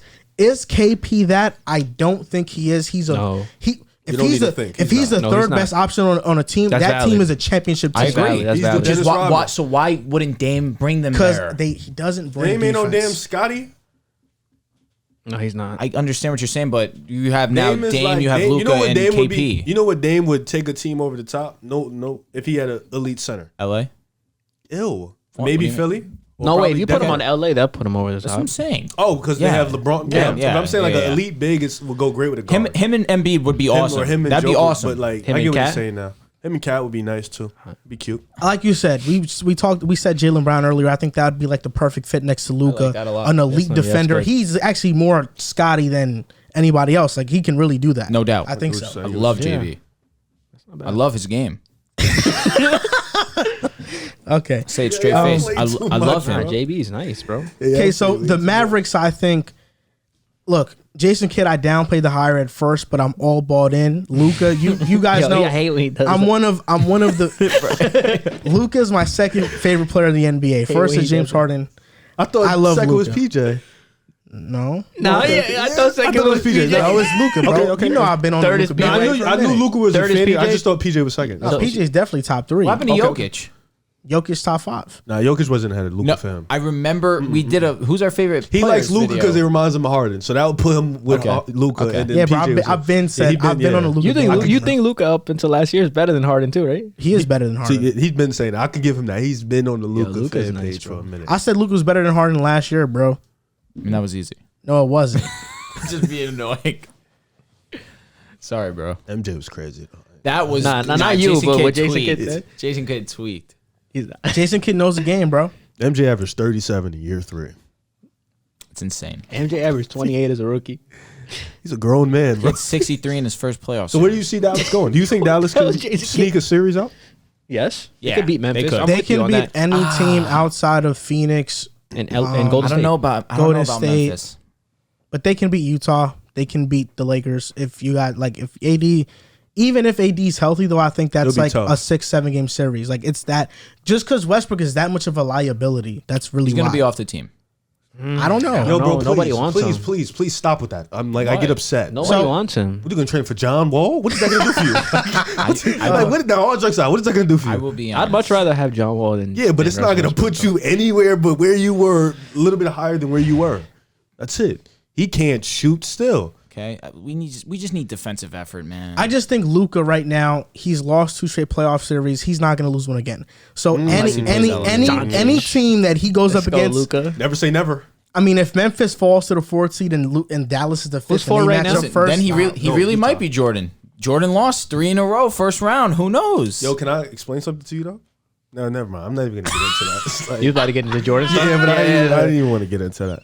But yeah, I mean, that's like I said. I think they can beat like like if Utah, if Memphis and Dallas face up, I wouldn't necessarily call anybody an underdog. You know, I think it would be pretty right there with each other. Same if Utah or Dallas play. I wouldn't Because necessarily. Luka's that great. Yeah, like I wouldn't really necessarily say underdog. You know what I'm saying? Like Yeah. I'd be like, it's pretty even to me, honestly. So I think That'd Dallas. be a great series. That'd be something to watch. And if you know what I'm saying, if Dallas and Denver sneak in, Dallas is the favorite for me. Like heavy favorite, I think. Over Denver? Nah, Easy. that's pretty close. Heavy Close. favorite? I I think think so that for could go me. 7. I think if it goes 7, that just Jokic is better than Joker is Luka. just on a different type of I spectrum. mean, he is, though. If it goes Jokic 7, is better than Luka, right? He's we're Yeah, he is. all better than firm Luka. on that, right? Nah, Jokic is better than Luka right now. I feel He like is, they're the he is. same dude. Honest to God, I feel like they're the same dude. One is just a guard. I think Jokic is better than not OD better than him, but he's slightly better than him. He is. Yo, that's hard. That's really bro. tough. I don't know. I don't know. I Dude, don't know. Jokic is an Look, MVP I'll right put now. it like this. Jokic is better than Luka right now. Right now. But if I had to pick a team to start my team with, I'm going Luka Me 10 too. times out of 10. I'm Everybody not is here. thinking about it twice. Everybody is here. I don't. But the I can't- Joker's I can't filthy, pick. bro. I can't pick. I can't pick. You can't pick who's better. Yeah, I can't. I feel like I don't know. I can't pick. I think the Joker is better, bro. I would say his efficiency he's literally a bigger him. He's a bigger him. Like they're the same type of dude, bro. I would love to see him on the same I'll team. probably say right now, if I had to pick the Joker right now, He's a more slightly efficient. He's a better. more efficient Doncic. That's what he is, and Yeah, a little- and taller and bigger. a little bit, I'll probably say the Joker right now. Frank Vogel benched Russell Westbrook late in the 4th quarter with 3 minutes left. And Russell Westbrook responded and he said, "Surprise, yes. I was disappointed I didn't go back in, but I'm more disappointed that we lost the damn game. Sure, I want to be able to He be is. on the floor to help my teammates and be able to help our team win in games like that. But that was a decision that was made." Vogel came out and said he played the guys I thought were going to win the game. You're the Lakers fan here, Drew. How do you feel about Westbrook? I mean, you projected the Lakers to win 65 games this year. You were very high on Westbrook. Now that it's not working to how you thought it would work, I mean, what are your thoughts about him benching Westbrook? I mean, that's a pretty big drop off from where at least you thought things were going to go. So what's your question exactly? Are you like, am I supposed to talk bad about the Lakers? No, what's your thoughts on him just benching on- Westbrook? okay, there we And go. what's your thoughts on Frank Vogel? There's a lot Okay. of talk about him potentially being fired. So I'll just go off Frank Vogel first, and then I'll get into Westbrook. I don't think it's fair to completely say this is Vogel's fault. Last year, the year before that, when you gave him the personnel, Vogel led a great defense, a great offense, a great team as a whole. Now we lose a bunch of pieces. We don't have our second best player in Anthony Davis, our best defender in Anthony Davis, and we are stuck in mediocrity right now. I'm not going to fully say this is on Vogel because we don't have the guys that we once had. And we see what happens when we have the guys that we are in competition for the best team in the Western Conference, best team in the league. We just won a championship. We're 2 years removed from that. I'm not looking at Vogel and saying that his job needs to be on the line. Me personally, at least. I know people are begging for it. Stephen A is consistently night in, night out saying that Vogel is on the hot seat. I'm not looking at Vogel and saying this is his fault. You got to look at the team as a whole, the personnel and how they're playing, and evaluate that first. There's a reason why the Lakers right now are stuck with the team that they're at right now. Because one, we're paying Russell Westbrook $40 million, and two, the extracurricular pieces on our team are not trade valuable right now. Bro called them extracurricular. That's just guys around them, role players. It's another word for role players. Taylor Horn-Tucker? Taylor Horn-Tucker's one of those. A reason he's not a trade-worthy guy. I'm just naming the role players on our squad. Minimum. Who? A reason? No, but I'm saying the role players. Yeah. I'm saying the role players. He's so cooked. Yeah, he is, man. I told you that. Cooked. We told you that. I wanted him to play good defense. So I was asking Why are him for. you so confused when He's you so find out about cooked, things we told you? We told you Ariza was Do you want cooked. a pat in the back? He was dealing with a bad back, and he was 38. What did you think was going to happen? He's 37. And there's players that are 37 he came in years with old. a bad back. Yeah, I understand, and that's never a good look, especially old bad backs are a recipe And to play look at bad. him. He looks cooked. he does. He's old, bro. He does. He Like, does. come I'm not on, going to say it bro. wrong. He used to be a really good role player That being said, for Houston to Russell And Westbrook. Lakers. and the Lakers. In New Orleans. Him benching Russell Westbrook was ill-advised, in my opinion. I do believe Russell Westbrook, regardless of the woes that he's having this year, one of the league leaders in turnovers, shooting horribly from the field, you need to keep him on the court. He is one of our better players, Russell Westbrook. Oh, okay. He hit the side of the backboard again today against the Magic. I sent it to you. You saw it? I see. I sent it to you. Bro shot from the elbow. Yo, the hit same spot. Hit the top of the backboard. Oh my God. Can I ask you a question? This looks Let me bad, finish. bro. I'm Let gonna me be finish. honest. So Let me waxed, finish. bro. It's terrible. Regardless of what he has shown you in the terrible moments that he has, regardless of that fact, Russell Westbrook's still one of our best players. Because who did he sit for? You had Stanley Johnson out there. You had to LeBron, obviously. Hey, Carmelo. You had Carmelo out there. Don't knock Stanley. He's your best defender. I'm not knocking Stanley. I'm just naming the guys that were on the court. A good sign. Yeah, I'm rooting for the Stanley, man. Keep him. THT was probably on that court. Just the animal.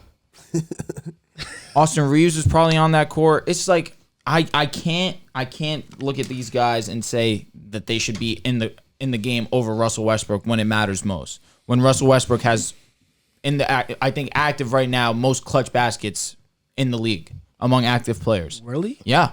He might be. That's surprising. It is. But my point being is he's too essential to the team regardless. Whether he's playing good or bad, he's one of those guys that you just cannot take out of the lineup for what he's shown you in the past. Again, he's not playing well. What do you want me to lie to you? I'm not going to lie to you. He's not playing well. He was 5 for 17. Julius Randle went 1 for 9. You're rubbing it in my face. Enough. I've had enough of you. Russell has been bad. He was been 4 bad. for 6 from 3 though in that game. Regardless, No, like, Russ was. Russ was. But again, he facilitates the basketball really well. He rebounds the ball really well. No, DeMar The has defense and his efficiency are just not where we need it to be, which is why I would not be totally opposed to trading for John Wall. I really wouldn't be. Wait, so you're at the point right now with Russell Westbrook that you trade him for John Wall. A guy who hasn't played in like 2 years. Yeah. No, he's played last year, bro. He did play last year, and he played well. Yeah. He played well. What do you mean? That's do you crazy. not remember? I dead don't. Do a Wow. weekly He did play well. podcast. He did play well. Wow. Yeah. I did not remember he played last year. Hey, Westbrook He didn't averaged have 20, that bad bro. of a game today. Westbrook didn't have that bad of a playing game. the So Magic. he just hit the side of the backboard, and y'all were jacking that. Let me hear his style. No, he playing the did hit the Magic. side of So, the yeah, backboard. I know, but that's what I'm saying. You're jacking No, that, yeah, but you're not 18, telling me. 10, and 6 with 3 steals, but you're playing the Magic. Okay. You're playing the Orlando Okay, Magic. I understand. They're the worst team in the league. Anything to build the players' morale is helpful, bro. I'm not gonna lie to you, and I'm gonna keep it 100. So when we Sorry. beat Utah, there was no chatter. It wasn't because the next night you lost. I understand that, but it's a night in night out evaluation of Russell Westbrook's play. The team looked great against. So you Utah. want Vogel to stay? As I coach. do want Vogel to stay. Okay. And listen, I would not be opposed if Russell stayed. We need Anthony Davis back before we can really that's what- evaluate the squad. I feel you. You kill my team, but I defend your team. That's crazy. You know, aside from that It's dunk, KD, bro. I hate aside him. from that dunk in Utah, he went 5 for 15. I know he didn't have a good game. So it wasn't even like. But he was a plus. and on he the had court. 10 points in the first. But it's half. when we win, we don't. Russell Westbrook does not hear a damn thing. When we lose, it's all on Russ. Like I mean, that's just playing with LeBron. that's. I guess you could Is say it that, not? but Like, it is. No. All right, but how about Russell got the blame in Houston? Russell got the blame in OKC. That's we, true. no, That's we give true. him a pass in Houston. Not because to he's the hurt. level of Your what he's last getting now. video, you just said that no one can be successful with Russell Westbrook. I did say that, Yeah, but that's true. that's the my level point. the level of scrutiny he's getting in LA versus what he got in Houston and OKC. That and is Washington, so false. No, it's In not. OKC, Now, they Washington- drilled Bro, Washington- Washington. who to this degree? In OKC, No, they were going crazy right now. I ain't gonna lie. No, in OKC they loved him. They actually did. OKC, they adored no. him. Right My now, point he's getting is, cooked. were they more disappointed in hindsight? No, with- he was young in OKC. Everything when it, in when 2016. He was young. Bro, Well, no, that was he took a team with nobody to the playoffs. And we're talking year after that. I'm talking 2016, the year Oh, they you were talking about actually going with to Paul compete. George? And No. The year that they blew the 3-1 lead, where people say that Russell Westbrook was too ball dominant in that series, that he should have deferred to You know what's KD. crazy? got That some wasn't blame. that though. KD had blame, played too. bad. KD he played played bad. bad. Game He six, did. game six, Yeah, he did. And 7. Game 5 too. I think. I think It the wasn't last all. three It games wasn't he all played on bad. Westbrook. But they Westbrook's a blamed scapegoat. Westbrook's a Westbrook. scapegoat. No, it was Exactly. both. And plus, at that time, that got overshadowed by KD going to Golden State. It did, no doubt. So right now, There was no bro, overshadowing. this is the highest level of scrutiny Russ has got in his career, and it's a Los Angeles Lakers trend. I'd say it's more of a LeBron trend though. Kevin Love just did a podcast with JJ Redick talking about the level of The scrutiny. negativity LeBron gets The- is annoying. No, it's Because- not. no, It's it's not. just It's true. not on LeBron. It's I'm just saying, true. like, on this podcast, like He about to tell you what Kevin Love said, Bro, Listen. Kevin, Let me hear I didn't hear what he said, but the title of the video is Kevin Love has an honest conversation about the slander players get when they play with LeBron, bro. Like Danny Green got death threats in the was bubble. crazy. That's true. That was Y'all crazy. won a He won a championship that championship. year. He got death threats. He did. I remember Like, come that. on. I all right, remember death that. threats, it should never happen. I didn't mean to He did laugh not play too, well. yeah. Yeah, no, I know. I didn't mean He to laugh. laughs at I remember that. He uncomfortable was things. trending It has nothing every to other do with night. anything. What happened? What did y'all do with Kuzma? Oh my gosh. But Kuzma did not play good with us, and he Kuzma could have done what he's doing in Washington with us. He No, could have. it's a different yes, role. but he could No, have it's a different because role. we were giving him the ball. He had the opportunity. Yeah, but- he did Bro, not. his was a third efficiency. Wait, do you actually watch Washington? He was a They third don't option. Really give him like he kind of gets it on his own. Like Do you know Also the buckets. Do you know he's that like a as fast in, break like- player? And he So can why spot up. can't he do that on LA? What's the It's a difference? different role. No. What's the difference? It's a fast break like, role, Let me explain. His different. think he's his more role, motivated. When he was at LA, y'all. and that's the problem. no, it wasn't even motivated. Y'all propped him up to be something he wasn't. he had a good rookie. Y'all want He him to had be two- the third star, correct? He had a Y'all first want him to be two that years, third though. Listen person. to this. But my point against that is we want him to be that third star, but now he's doing what he's Because doing in Washington, Listen there is to no this. expectations. Listen to this. That's on him than it is Listen on. to this. He's not a star. He never was. In Washington, he's not a star either. This year, he's shooting 45% from the field and 32% from three. Want to know what he shot in LA? Around the same. 44% from the field and 36% from three. He was more efficient in LA. But y'all just thought he was a bum because whenever he has a bad game, the level of scrutiny is so intense when you play with LeBron. That's a fact. But he wasn't I told you this in the offseason. He wasn't trash last year. He was solid. No, he, he wasn't that good. He was hurt. He wasn't that good. was solid for you guys. He was plays good. defense. He's a really Like, good bro, He defender. is a It's- really it's good. just- He turned into a really good rebounder, That's too. never been in question. His defense has been solid. His offense has been so inconsistent. Russ. He's playing bad and he deserves criticism. Yeah, but this sure. is a roster construction issue as well. I agree. Your roster is horrible. You have the oldest team in the NBA. Before the offseason, you were counting on Trevor Ariza to be a lockdown guy. I want him to be a good defender for us, yes. Stanley Johnson is more of a lockdown guy than you And I'm Stanley thrilled. Johnson's better I'm than thrilled. him. Yeah. I'm thrilled. Thank God. He's been awesome. Russ is receiving this scrutiny because he's on the Lakers. If he got benched in the fourth quarter in Houston or an OKC. in OKC, nobody would have made this a story, bro. This is only a story because it's happening with LeBron on the Lakers. There's always a new meme about LeBron looking at the stat That sheet was dumb next to Russ and looking at his stats. It's an ongoing meme. the reason why Russ is getting so much scrutiny is because he's playing with LeBron. It's happened everywhere. Kyrie Irving got it with LeBron. Kevin Love got it with LeBron. Chris Bosh got it with LeBron. Only person I didn't get it was probably D Wade. No, did Kyrie get Chris it? Bosh got it though. One player. Kyrie got scrutinized? Yes, he yeah. did. Oh yeah. Maybe 2017. Did you hear any disrespect on his name? 2016. Cavs fans go as far as to They say, just not you. violated him the other day. Yeah, I know, but That was did. all right. Listen, anyone that knows the game should understand what Kyrie did for them in But I'm 2016. saying, like, that's the screw. Like, he Cavs gets fans go as scrutinized. far as to say, like, I argue with a LeBron stan. He goes as far as to say that they could have won without Kyrie. Like, that's See, but here I am, the LeBron fan of the group, and I'm telling you that is Well, of ludicrous. course, we know it's blasphemous, but when you play with LeBron, you get that level of scrutiny. and he gets all the credit, and you really don't get much. All this to say, there's nothing you can do about this, and Westbrook is going to finish the season with the Los Angeles Lakers, And I'll and be you're going okay to have with to it. figure it out. Like he We said, are. this is you guys. The moment LA was doomed was Game 6 when you lost to Phoenix. After that, you were doomed because then you started making dumb moves like going and trading damn near half your depth for Russell Westbrook. I don't know why you traded all those guys. I get it, they played bad, but you should have ran it back with that same roster last year. That wasn't a bad roster. That was a That's good a championship roster. roster. Yeah, like that was roster, at least a solid roster to do better than what this roster is doing. Now you got a bunch of old guys or young unproven guys or guys who the media hypes up to be this guy that isn't this guy. Yes, THT, I'm talking about you. And AD, who's half broken and can barely stay on the court. And now you got LeBron James being mad old in year 19, having to put up these amount of buckets for y'all to stay in games. He's not putting up 30 for y'all to win. He's putting up 30 for y'all to just stay in the game and just be competitive, bro. You just blew a lead to the Indiana Pacers. Our The defense Indiana Pacers, they're horrible. Yeah. Like, you just lost to the Kings. The Kings. Like, what are you doing? Like, this is a personnel issue, bro. Then we You beat guys aren't Utah. good. It's like, that's I don't what care bothers about me. beating Utah. I don't. I like really don't. See, all right. See, I can't appreciate a thing like that. Donovan Mitchell is I can't never going to appreciate shoot like that again See, but against you guys. I I'm just can't be honest appreciate with that you. because you minimize the good No, wins, 'cause but you then you lost to the maximize Kings. the bad ones. Yeah, And the Pacers I got lost to after that. OKC twice. We're an inconsistent team. Bro, I blew can't Lace prop you up twice. for beating Utah and then you lose to the Kings and the Sacramento. They lost the to Indiana OKC Pacers twice this year. after that. I can't Bro, do the it, Clippers beat the But then Pacers. you minimize what Russell Westbrook just did against the Magic because we're supposed to do that. Bro, He had 16 I'm just points. saying.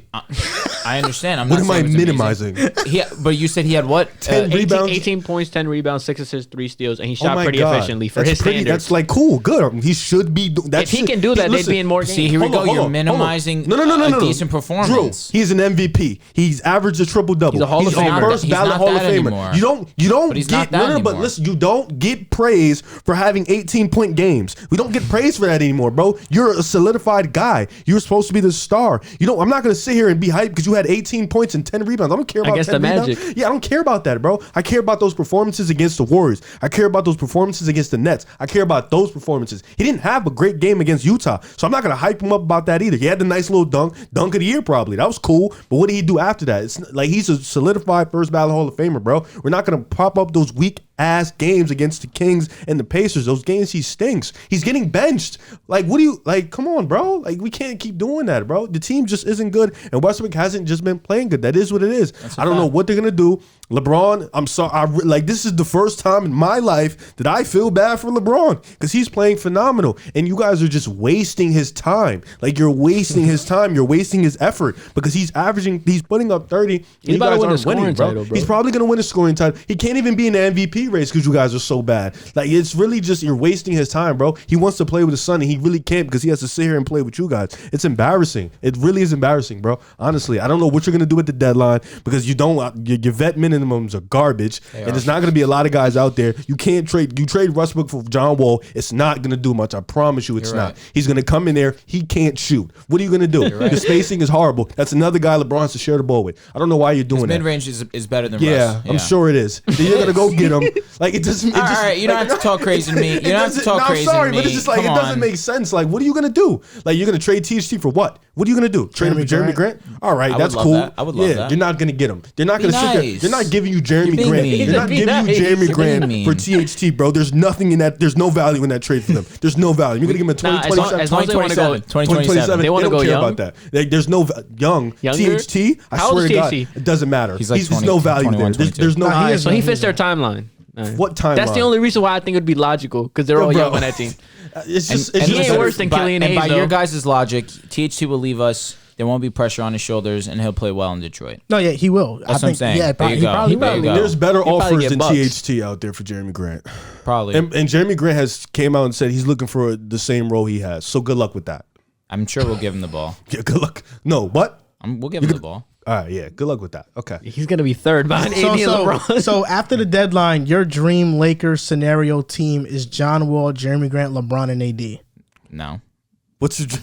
That's the best team you got. That's the Yeah, best that's a a substantially one. better team than what they got now. I guess that would be my dream situation. I mean, I just want to see Russ be successful ultimately because I'm tired of hearing this disrespect that he's getting. I need, by a miracle of God, I need it to happen. I hate can sitting save here him. and just having to eat this because I have no choice. Maybe after the All-Star break, you never know. We're 40 games in. After the All-Star We're break. 40 games After in. the All-Star What break. do you think is going to After change? the All-Star break. AD. Westbrook isn't a good playoff performer. So what do you think is going to? You think this is going to get better? I'm with you on I that. just though. need him to change his role. Like, this I don't isn't know. gonna get I better. don't know, bro. What do you want me to say? I Yo, really John don't came know. up here and said he had to be the Bruce Brown. 'Cause that is like, no, not you. No. To be honest with you, that's not that far off. No, He they has said no that he touch needs on his to. floaters. He can't. Yeah, like, that's it's what not John gonna was work. saying. And though. his inside game is very inconsistent. I just feel like you guys made a dumb-sided move just to pack star power together, and It it's was- like it was I just wish we so had dumb. KCP still because And, we have no and defense. then they're trying to use Frank Vogel as a scapegoat. That's It's not his That fault. is crazy. To And- blame and Frank that's Vogel absolutely is nuts. very. You know what it is to blame him for the lineups. He's trying out lineups Genie- because he's it's trying to LeBron- figure Genie out what busting works and LeBron. what doesn't Huh? work. Genie Bus, LeBron, and Pelinka put that all together. LeBron okayed every single one of those Yeah, things. LeBron's the worse GM than MJ, bro. Bro, LeBron came out in the season and said, "Don't hate on my team. We're gonna Yeah. crush expectations." Like, he said that. Yeah, I know. I remember that. Forget thought that it was. LeBron's 3-0 in the All-Star game. Drafted every single one of those teams. It's easy to do that. You're drafting stars. Really? You Yeah, superstar can't miss. talent. You dead can't miss. I mean, he's 3-0. Good. Steph lost. Giannis lost. KD lost. Steph It's is an the number all-star one seed in the game. West. What are we doing? Uh-huh. It's an all-star Steph game. is the top 2 seed in the West, bro. He has nothing to worry about with you bottom feeders. He's not worried about you. Don't lose to He's not us. worried- Don't lose to us. lose. Don't lose to us. You need to get in. Y'all aren't a matchup for. That's You're not a not good even. matchup You're, for y'all. you're just struggling to stay in right now. We're in right now. You're in a play-in. All right, that was you guys last year, and what happened? Are you serious? I'm just saying, He didn't. it He could didn't have happen. AD. It If he could had happen. AD, he wouldn't be in the situation he was in last year. I Who? promise Say you. it that. one more time? If he didn't have Anthony Davis, if he had him, he wouldn't be in the situation he was last year. Really? Yeah. Really? Because LeBron Yeah. wasn't the one that beat y'all, put y'all to bed last year. Talk about with that weak ass Weak 3-4 ass. shot. Like, Weak ass. You know what's can't like? see. You Bro know, was seeing 3 rims. can't you serious? He was seeing 3 rims. You think okay? So this year's Lakers are they better than last year's Warriors? No. Oh wait, last year's Warriors? Mm-hmm. Yeah. They are. Yeah. And you're a playing team right now, right? Uh huh. Oh, okay. And y'all didn't make it to the playoffs. You think okay? You remember that? You got to get into Lost to the it. Grizzlies. Yeah, it's a good game. Great game, actually. Phenomenal. I'm just saying, man. This week in the NBA, I'll start with this one. This is a weekly segment. Julius Randle throwing a hissy fit versus the Pacers. He shoved Fournier aside. funny. Hissy fit. A bunch of Knicks fans want Julius Randle gone now. Are you one of them? I am leaning towards that decision. Yes, I'm leaning towards that decision. can't RJ handle Barrett is one of the top players in jersey sales. So it seems like a lot of people are realizing RJ Barrett is a star that I thought he'd be. I just sent you that like 3 hours ago. Yeah, I know. Yo, I hate you. So I genuinely hate you. Star J Barrett is doing his thing. I genuinely hate this guy, bro. said He was what? killing RJ Star Barrett. J- He Star said J he'd be Barrett. Harrison Barnes and now this. Yo, Oh my Well, goodness. if you gave Harrison Barnes the keys early, he could have been something. You don't know. Yo, Star J. Oh my goes- god. Star J's tough. Star J is very tough. lit. Star J. That's crazy. It's I not didn't- better than Starbury. Of course not. I bet. Nah, 15th in jersey sale at RJ. That was crazy. I was surprised when I seen that. Knicks fan base is huge. I'm gonna get an RJ jersey soon for sure. I thought you Don't had waste one. your money, bro. That's my guy. Just I try thought you had and one. return your Randall jersey. No, when I bought the Randall jersey, I even said this. I was like, look, even if he doesn't live up to anything, like even if he doesn't do anything with the Knicks after this, and he's a disappointment, that season itself is worth this jersey. It's with the banners of 72, 73. Oh wow. No. Julius Randle's He's trying to 2020, violate. 2021 he's trying to season. He's trying to crazy. violate. He's trying to yeah, go I don't know crazy. why. I don't know why. I don't know why. Like the last segment, you and you both didn't just drill me. I did. Hey yo. I'm sorry. I'm sorry. I had to there. Hey yo. Ayo. I'm gonna just start saying Ayo. Ayo. That's gonna be the call Ayo. All right, go ahead. He's whack. No, I'm joking. He's that good. He's not. I'm joking. Bro, Juice said that with veins popping out of his neck. You guys were drilling me. He said both of you were drilling me. All right, so yeah, Star J Barrett, that's my guy. He's doing his thing. Yo, shout out to him. So yeah, Star J Barrett. Okay. And also, this was very interesting. Penny Hardaway in a press conference to the media. I mean, he went off. Violated the media, but I kind of thought him doing that was embarrassing. I liked it. You like it, but I don't like the media.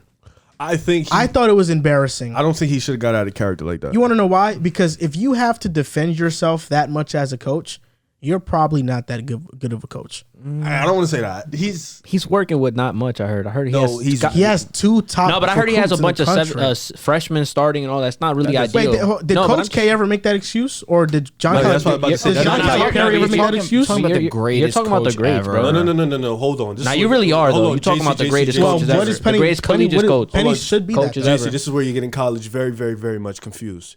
No, I'm going off what he said. No. That's what he said. Yes, he does have. When you have the best ranked college, high school players coming out, they're just freshmen. They're just right. There is none of that in college. Fair. It's a different type of level. He had the number 1 and the number 2 ranked players, along with guys who were ranked from last year and the year before that. So he had a loaded squad. He was a preseason ranking. He was very high. So why did he make that excuse then?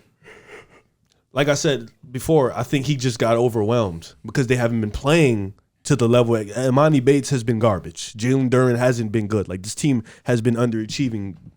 Mightily. And what do you think about Imani Bates right now?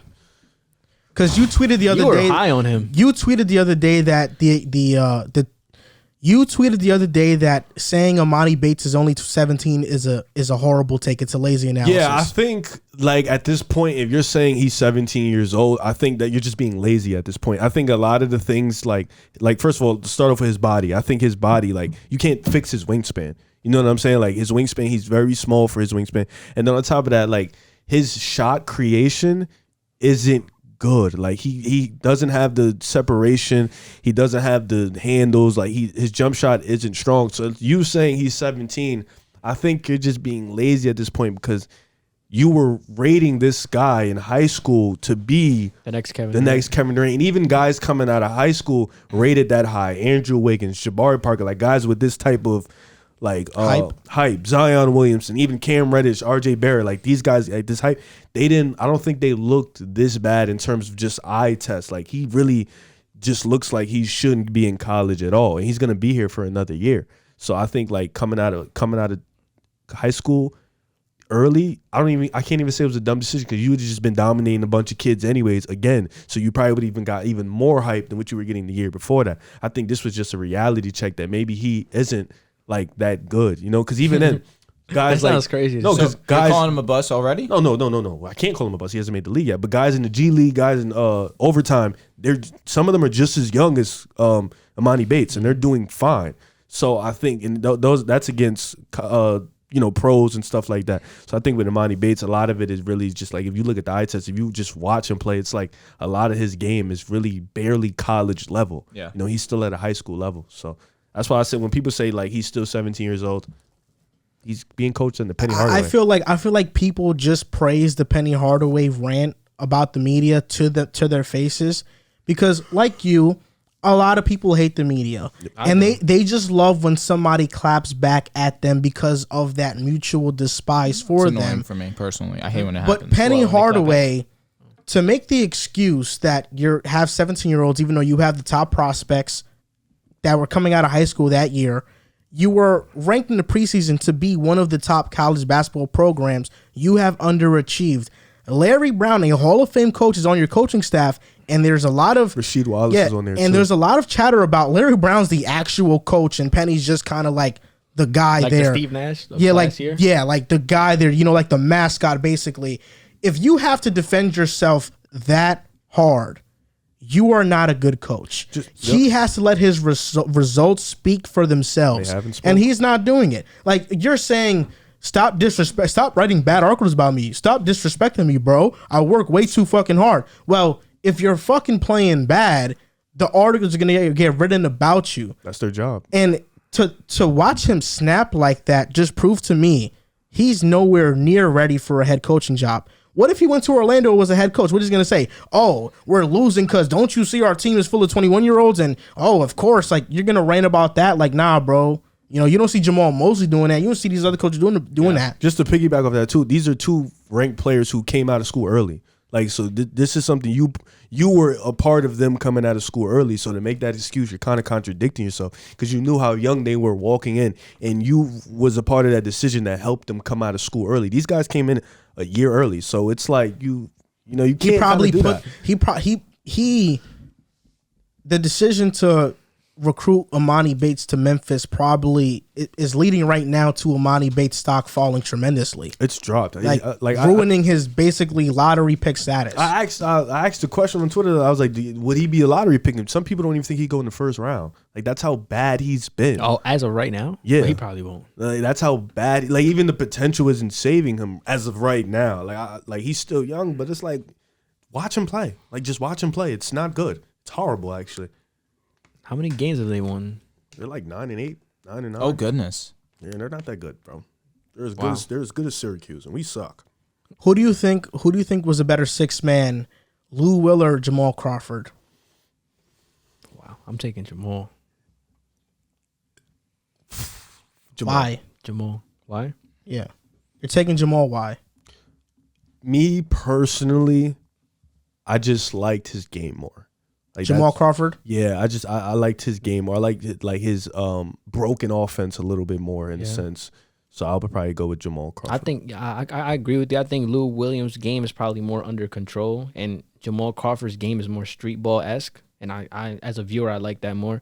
But if you look at the numbers, they're pretty similar. Jamal Crawford's had they're almost exactly the Jamal same. Crawford could have been an all-star a couple years, just like Lou Will could have been too. Lou Will, though, I think one of his 6 man of the year awards, he was like the best player in the team. I think that with the Clippers, he averaged 22. He led that team. So like if you said player for player, Crawford never had a season like that. I'd probably say with the Knicks. What was his best year with the Knicks? 20 points per game. He was almost made the All-Star game. Yeah, but Lou Will averaged 22 when they made the playoffs, and they also beat Golden State. Maybe player for player, I would say Lou, but me personally, I like Jamal more, so I would say Jamal. I feel like in terms of like a role where the player would better benefit a team to win, I'd probably go Lou Will based off what you said. He had a role and he was great in what he did. And the numbers are so identical that it's really hard to pick between the two. But I just feel like in terms of role, I feel like Lou Will fits more teams than what Jamal can. Because Jamal's more isolation based, where Lou Will can really just be plugged into a team. Jamal is 8 seconds on the shot clock. The offense is broken. Give him the ball. Go get the ball. Please just go get a bucket. Yeah, exactly. And Lou Will can do that too. I think Manu Ginobili is the greatest 6 man ever. It's just me personally, though. No, he has to. No, be. he is. I think I agree he's with you. like undisputed greatest 6 man ever. I agree. But those two are like up there too. Show. There was a trade that happened this week. It was a 3-team trade between the Celtics, Nuggets, and the Spurs. The Nuggets got Bryn Forbes, the Celtics got Bol Bol and PJ Dozier, and the Spurs got Juancho Hernan-Gomez and a second-round pick. What do you think of this trade? Not that great of a trade, not a blockbuster one. The Nuggets got a pretty good shooter in Bryn Forbes on their team, even though he is a defensive liability. Bol Bol is on the Celtics, but maybe even the better question for this topic is Bol Bol going to play for the Celtics at all? From my understanding, he's hurt right now. Him and Dozier are hurt. Yeah, like Dozier's out for the year. He failed his physical when he first got traded to Detroit. And I think from what I was reading up, Boston is getting these two guys, but they don't plan on keeping them. So I could have swore I read that they're contemplating moving Horford now that they had brought in Bol Bol. I think the Hernan-Gomez move was to relieve cap. He was getting $7 million. So this was more of a cap move thing. But for Bol Bol, it's like, damn, man, like you just getting treated like trash. I mean, if he's not given a chance. You're playing like trash. Yeah. Was he playing like, or was He there no wasn't playing. opportunity? Exactly.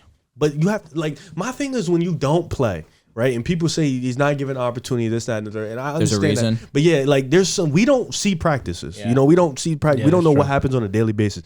Like this is what I'm gonna use this example. This is what I said for Javon in college at Villanova, right? Like why he wasn't playing. I was like, maybe like he's not understanding Jay Wright's system, or he's not understanding the game, or he's just getting outplayed in college. Because Jay Wright runs an NBA offensive system, like an NBA system in general. So maybe he just didn't understand. Like the guys coming out of his college, Jalen Brunson, Ryan, I forgot his last name. Archizignano. Yeah, these guys aren't the flashy layup, finesse type of players. Too came out of Yeah, there. these are guys that are just very fundamentally sound, and guys who's like Bridges, very fundamentally sound, and guys who like stick to the scheme of the game plan.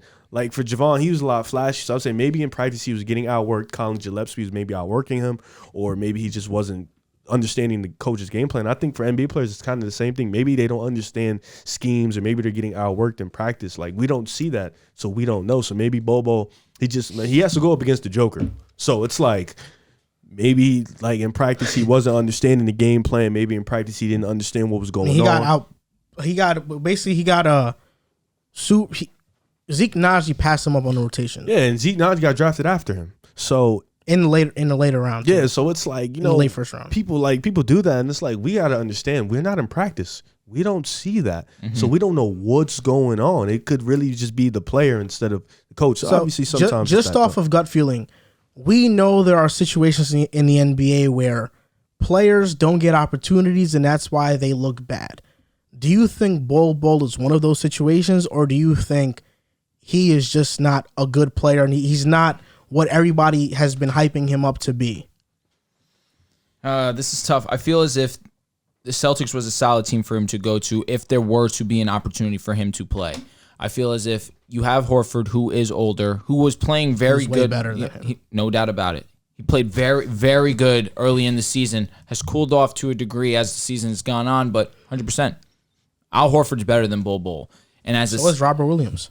He's way better than him. Robert Williams is a little bit different of a role. I feel like Horford would play like that the power forward where Robert Williams is the center for them, even though Robert Williams is the smaller of the two.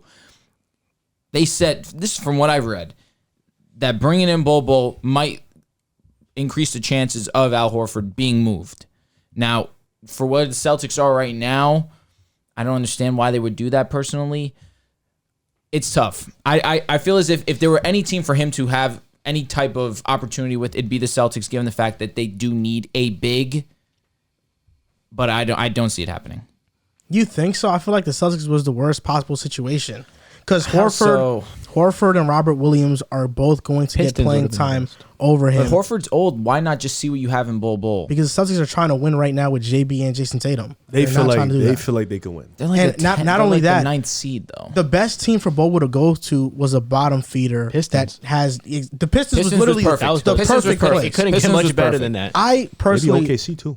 Yeah, OKC too. I personally don't feel like Bol is a good player. I think the lack of playing time he's been getting has been warranted, and I think it's because he's just not that good defensively. He is negative. I think the flaws outweigh the positives. Fair. You know, I think like the potential doesn't, because he was drafted that high off potential, right? Yeah, you can't. Now, he didn't get drafted high. He fell. He got drafted because of potential, because he was hurt before that. But I think It's the like potential 40-some pick. If the potential doesn't scream at you, like to where I can ignore the flaws, I don't think you're probably not going to play. These are the big men in the Celtics rotation: Horford, Robert Williams, Grant Williams, and then it's Cancer. But yeah, I'm always call him Cancer. Freedom, bro. Show him respect. All right, Ennis. So yeah, he won't play. He's not playing over Ennis or Grant or any of these guys at all. I don't think so, and he shouldn't. Grant Williams is really good. I like him. He's been hitting the 3-ball this year, especially from the corner. Tucker disciple. He's really like Tucker. They look alike too. He's shooting 42% from 3. That's lit. The Pistons would have been the best opportunity for him to get burned. Yeah, maybe OKC too. No, Pistons was dead perfect. It's unfortunate. Pistons OKC don't have a center. They're playing How old Derek is he? Favors. How old is he? He's probably like 22, 23, something like that. He ain't old. Talking about the Pistons, Cade Cunningham recently said he's the best rookie. Yeah. Do you agree with that? I mean, you're a big Cade Cunningham guy. What do you think? Yes. He's undoubtedly the best rookie. He may not be. Whoa. Jesus. I can't even finish my thought. I'm sorry, bro. You just came spicy. No, I'm going to talk. You know what I'm saying? Undoubtedly. I'm going to talk. He's undoubtedly. He's dead nice, though. Now, he's dead the best rookie. And, I say that to say this. before he even got drafted, he proved easily in college he was the best player in college. You know what I'm saying? Like as a freshman, what he did to Oklahoma better than Bates. Oklahoma State, way better. Like what he did for them, putting them in the spotlight, leading them to the postseason. Well, I'm gonna call it the postseason. NCAA tournament, of course, was phenomenal. He got drafted. He didn't practice. He didn't have a training camp. He didn't have a preseason. He didn't have a summer league. He was hurt. He didn't have none of that. Came in. He struggled mightily. These last 2 months, he's been shooting 40% from the three-point line and 36% from the three-point line. His free throw percentage has been there, 80% plus. He's cash every month. Cash. His field goal percentage obviously is going to be a little low. You know what I'm saying? He still struggles with finishing with contact. His moves are still a little streaky. But once they put the ball in his hands, you've seen the scoring outburst. The scoring, it was clear. He's one of the best scorers in his class. If not the best, he's one of the best scorers in his class, and he's shown that. The playmaking is there. He's been one of the best playmakers. The rebounding has been there. The defensive effort is there. Like, he's not the best defender because of his athleticism, of course. But he's a solid defender, though. The effort is there. The team defense is there. He gets deflections. He gets steals. He plays the passing lane. To me, he had one of the best potentials because of his versatility. I still think he's a 1 that can play 1 through 4, but to me, he's the best rookie. I mean, because I don't think, and we was talking about this outside, I don't think Evan Mobley could have got drafted 1 and had that same impact. I think Cleveland was kind of the perfect spot for him to kind of flourish and be what he is, because he's not as aggressive as Cade on offense. Like, Mobley's kind of a passive player on offense. Defensively is where his money is. He's really good. That's where he is. And for Cade going to Detroit, the worst team in the league, because they're god-awful. And being that type of player, for me, I just think he has one of the fewest flaws out of all his peers, and I think he's the best rookie in his class. This is tight because Cade Cunningham is the truth. What are we gonna look for? Because I said tight. I didn't say anything. No, these guys always got an agenda. It's just a thing we do. Y'all minds just wander a little bit too much for my liking. Nevertheless, Cade Cunningham's that dude. And if we're talking about who am I projecting to be better out of this rookie class, I'm with you. Cade Cunningham, no doubt. He can do everything for you. You said it. Play that 1 through 4, can facilitate the basketball, can score at a high level, can shoot the basketball at a very strong clip. Hasn't done it yet at this point, but I do believe he will trend in that direction. However, if we're talking about this season, I cannot say he's the best rookie right now. Evan Mobley and what he's been able to do with the Cleveland Cavaliers, I'm not saying he's the main reason for the Cavaliers' success, because clearly you have Garland and you have Jared Allen, who both should be all-stars. At the minimum, Jared Allen will be an all-star. I do believe, even though in my opinion, Garland is the best player on that team, without a doubt. It's just the fact that there's less leniency for guards than centers. It just sounded very weird. How so? Because at the minimum, I would say Garland should be an all-star. Well, he doesn't I'm just think, being he realistic. Thinks LaMelo is the one that should get in over Garland. He doesn't. I do Garland believe that. should However, get in I'm just saying, without a doubt, Jared Allen will get in for his position. Interesting. Yeah. Very interesting. So, with that being said, what Mobley provides for them defensively down low, and for his offensive output, although it isn't the 20 point per clip, but it's around that 15 points per game as a rookie, for him to be able to do it both within near the basket and also stretch the floor a little bit, what more can you really ask of him? His team he's joined that team, and immediately it's resulted in a winning culture. And I'm not saying it's mostly because of him, but he definitely plays a strong part in that. He is a defensive anchor for them. So with everything going into account, the best rookie for me has got to be Mobley. Respectable. I mean, I like Cade Cunningham. We're talking about future. I think he's going to be the first or second best. I think it's between him and Mobley. Scotty Barnes is going to have a say, but I like Cade Cunningham. You put me on him, and I like his game. I've seen him play. I put Riv on him. He's good. But I'm with Drew. As far as the best rookie right now, I mean, I get that he didn't have the preseason. I get he didn't have much work in the offseason. I get all that. But we're talking about right now, and right now Evan Mobley is having a high impact on a Cleveland Cavaliers team that's ahead of schedule in terms of where they are right now. I think he's a big part of that. I mean, obviously Jared Allen's leap, Darius Garland's leap is part of the reason, but Evan Mobley stepping in and being that impactful as a rookie on both sides of the floor, but more specifically defensively, I think that helps them. I mean, on the season, Mobley's averaging 15, 8, and 3, and his on-off court numbers, you've seen it. He's a really impactful rookie. And then my second one that I would have over him is obviously Scotty Barnes as well for the same reasons. Two-way player. Obviously a much better defensive player, and his team, although they're not world beaters. They're 21-21. They're a play-in team, and he's having an impact on a winning team. And he's another player that I think his services help Toronto, are a big part of why Toronto is where they're at and why they're ahead of schedule as well. But if we're talking about in the long run, I definitely think Cade Cunningham is going to be the best. I do think he has potential to be a franchise-level player. But if we're talking about the best rookie right now, I think he's anywhere. I think he's third. I think he's behind Mobley and Scotty. But in the far run, I think he can be the best out of all of them. You guys know last week in my rookie ladder, he didn't make the top 5 for me. He wasn't top 5 for me. I had Mobley over him, Scotty over him, Josh Giddey's over him. What you at? Herb Jones is over him, and Franz is over him. Herb Jones is disrespectful. No, it's not. That's absolutely disrespectful. Have you watched? That's absolutely disrespectful. Have you watched Cade? Nah, Herb locked though. Herb's a good ball player. Herb would lock up Cade, bro. Herb do strap. Herb do strap. What?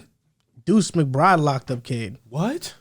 Davion Mitchell locked up Cade. You really think he's better than Cade? You really think he's better than Cade? Herb? He's not better than Cade, but he's having a better year in terms of like his role and stuff. Do you think? Cade got the most. I don't think Cade is having a top 5 rookie season. He's been very inefficient. But that being said, For sure. I think So is Giddey. I'm sorry. You know, continue. I'm sorry. I apologize. They don't have the weight Cade Cunningham has to carry, bro. I'm sorry. I apologize. That's a fact. That's a Josh fact. Giddey does. What are you talking about? That's SGA. That's Shea. Cade Fact. has SGA Killian team. Hayes. SGA team. He's trolling right now. He's trolling right now. Okay, That's why I'm never gonna say Herb Jones is better. I think Cade. I think he's been more impactful. I don't care. You're a But bastard for He that. be locking I Brandon just Ingram don't- in practice. Word. So I think Cade, I like that he has his confidence. I do think he's the best rookie, even though he's not performing the best right now. I'd only push back on saying he's not better than Mobley or Scotty or even Franz, for that matter. I think potential-wise, he's definitely the best rookie. There's no doubt. And maybe if you switch their situations, he probably has the same impact. But then I think about it, and I'm like, okay, if Scotty was in Detroit and if he had the leniency Cade does, how would Scotty look like? I mean, he looked like a monster earlier in the season with the Raptors when they were hurt. If he was in Detroit, he would do. I think he'd be better than what Cade's doing now. And Cade in Toronto? Oof. I don't know if that fits better than what Scotty. What they It have with doesn't Scotty. fit better. Scotty fits better. 40% 3-point shooter doesn't fit better. He's not shooting that. He's shooting 32%. You're projecting what he's gonna do. No, I'm projecting what he's been doing the last 2 months. Oh no, he's been fire. He's been amazing. That's what it was. But he's doing the whole season thing. No, the last 10 games he's shot 36% from the three. Yeah, it's pretty solid to me. Yeah, okay. I think Evan Mobley, if he was on Detroit, I actually disagree. I think Evan Mobley would be doing the same thing he's doing now.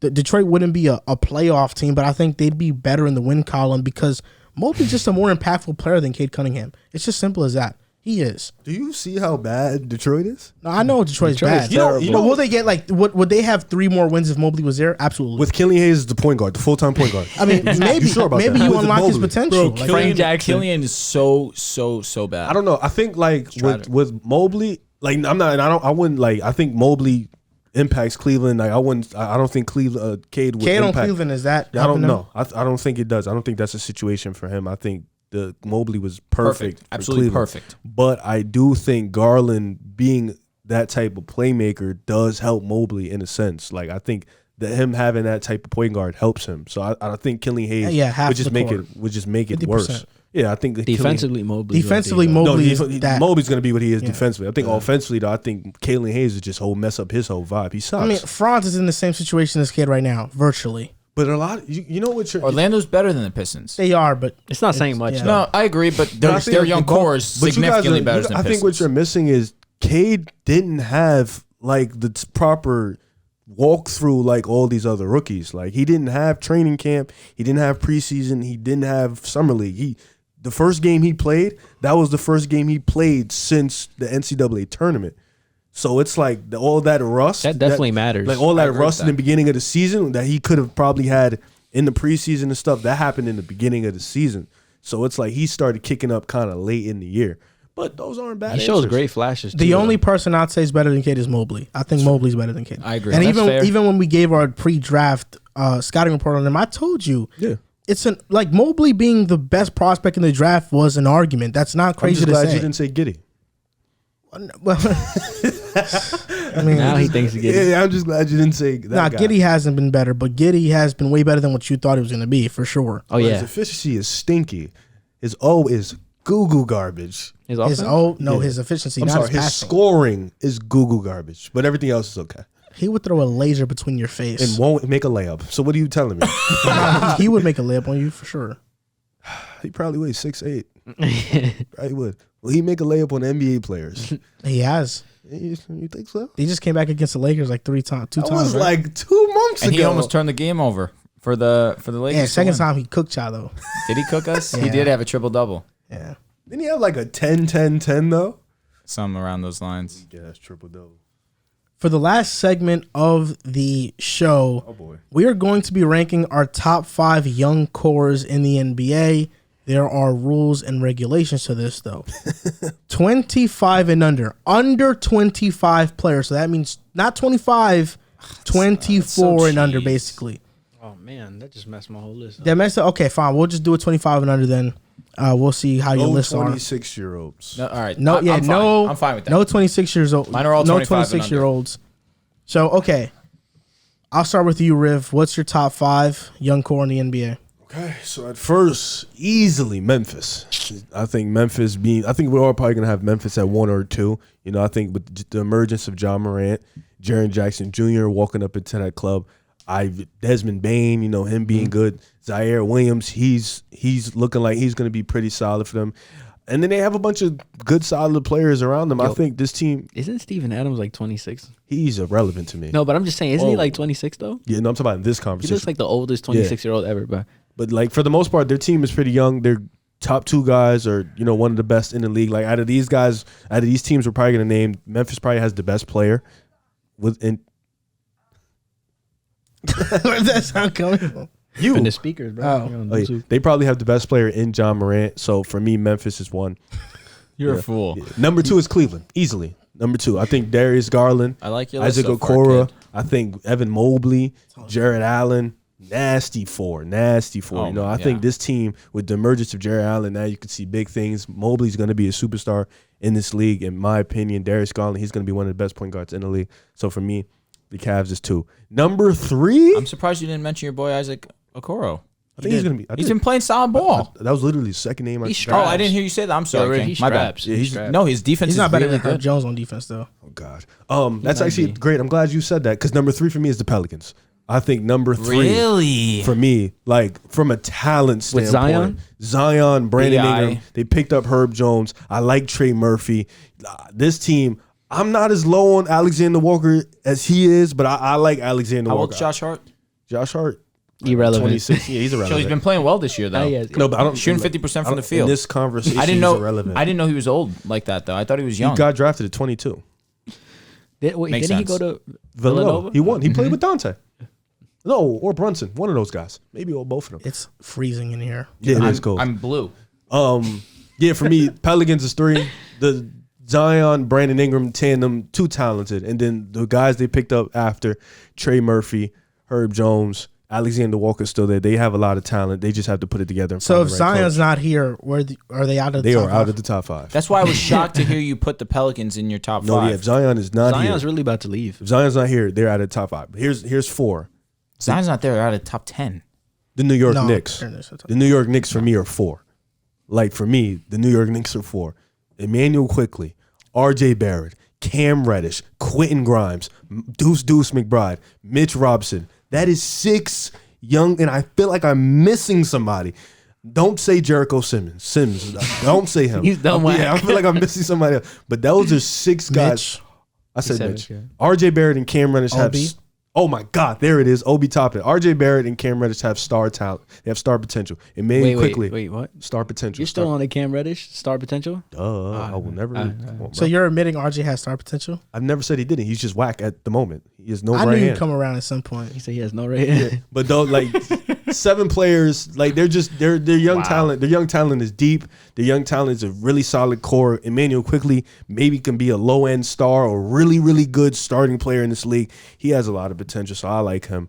And for number 5, for me, this is tough. It was between Charlotte or the Warriors. Where are the Hawks? I can't say the Hawks. I'm not gonna lie. It would be Trae Young carrying I'm them. shocked you put the Knicks, but John Collins is under 25 too. Stop it. What? Stop it, please. See, you've been sleep on John Collins, I'm not man. sleep. I'm Now right you're where I need stuck. to be, You're stuck bro. in that position.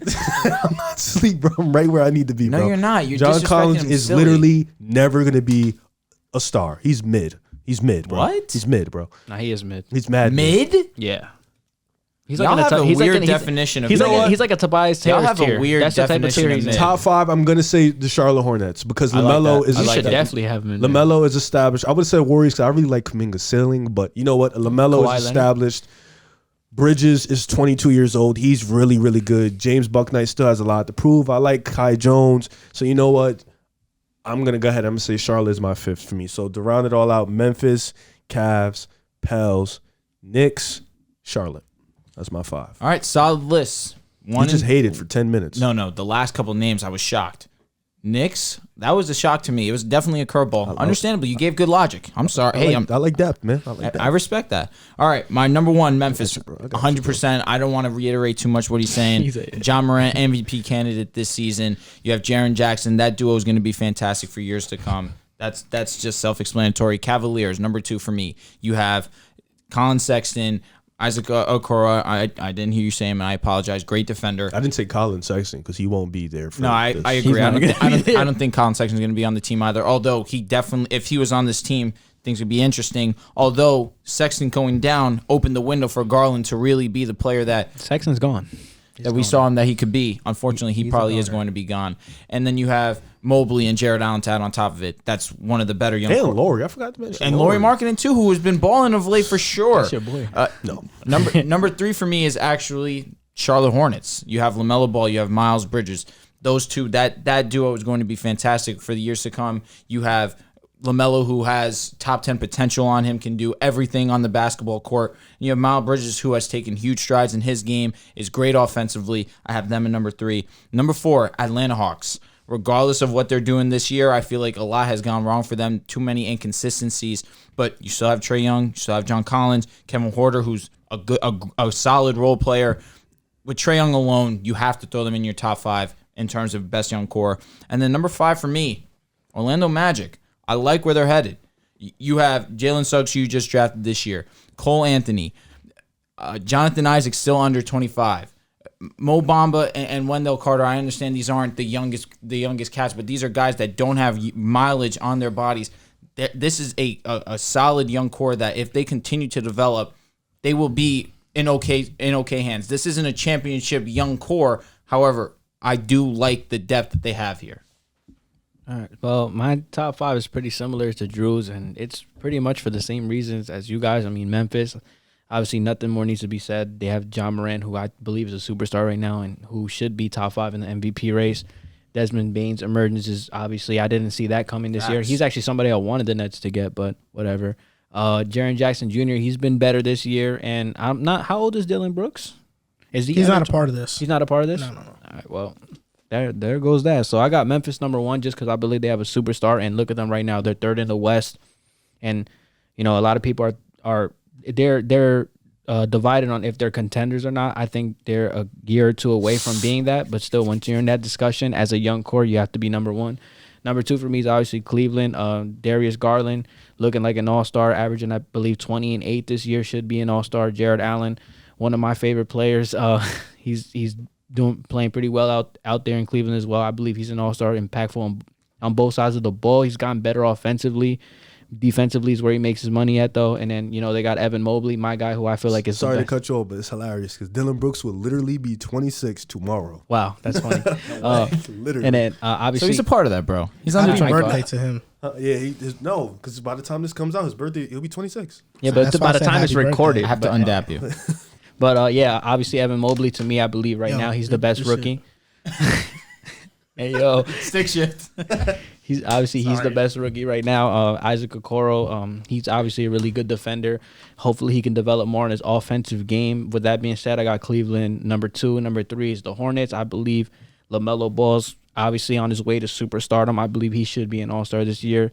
Miles Bridges has taken an amazing leap this season. I just saw him drop 30 at half against the Knicks the other night. He's really good. Cam out there. Headline by those two. I think that the Hornets are set up for success. My number 4 is going to be a little controversial because I just checked the age, and Karl Anthony Towns just turned 26, I believe, this season. So obviously he doesn't make the cut, but D'Angelo Russell, obviously he's 25 years old. They got Anthony Edwards, who was the rookie of the year. I believe that that's a young enough core. Nas Reed, McDaniels, Jared Vanderbilt, Jared Vanderbilt, Kogi. Anthony came in second. No, correct? Kogi's trash. LaMelo won Rookie of the Year. He did. LaMelo did win Rookie. LaMelo won. He did. Oh, he did. Pardon me. There was a whole debate thinking that Anthony Edwards should have won. I think because he played more games or whatever. But obviously he was in that running. Jared Vanderbilt, somebody who I like. I think a player like that would help the Nets. I know you're mad that I think I should get everybody, but I feel like a player like that is really good. And then my number 5 is obviously I got the Orlando Magic. They're not like Drew said, they're not like a championship level roster. I mean, Cole Anthony, he's having a breakout season, but they've only won 7 games. Franz has gotten the opportunities, look good. My problem with Wendell is not bad. My problem with Orlando, you don't see them doing anything with that team. No, it's not even that. They're just too hurt. Their main guy, like they're 2 guys who they tried to build around. Fultz and Isaac are hurt, and there's too much. I'm off on Fultz. It's too much log jam with their star players. You know, you got like 4 guards. I think the breakout year that Cole Anthony's having, I think Franz Wagner opening my eyes because I wasn't really high on him. I mean, we got people here thinking that he could be a 6-time All-Star. But that's not. The people aren't here. but aren't here.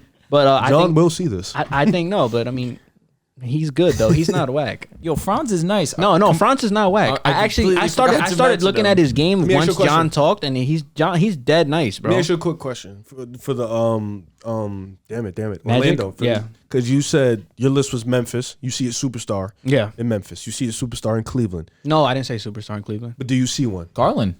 I'm saying. Do you see a high level yes, all-star? Absolutely. Okay. Do you see a superstar in Charlotte? Absolutely. You see a superstar in Minnesota or a high level all-star? Yeah. Do you see a superstar or a high level all-star in Orlando? Look, now that I don't, but they're so bad that they're gonna get somebody else in the draft that could be that. We have to do. So I'm holding on to the fact that they're gonna probably be a top 3 pick. And the Jalen Suggs too. I mean, he had a down rookie year, but he's somebody that I was high on him. I thought he would be better. He's someone that could develop. I forgot about him, but being the fact that they won 6 games or 6 or 7 games around there, they just lost tonight. They're going to be in play for a top 3, top 2 pick this year. So that could be another person adding to their young core as well. So we have to do our due diligence to our Orlando Magic fans, to the 6-Man podcast. If we didn't say Jonathan Isaac didn't have the at least potential to be a star. No, he's injured so much.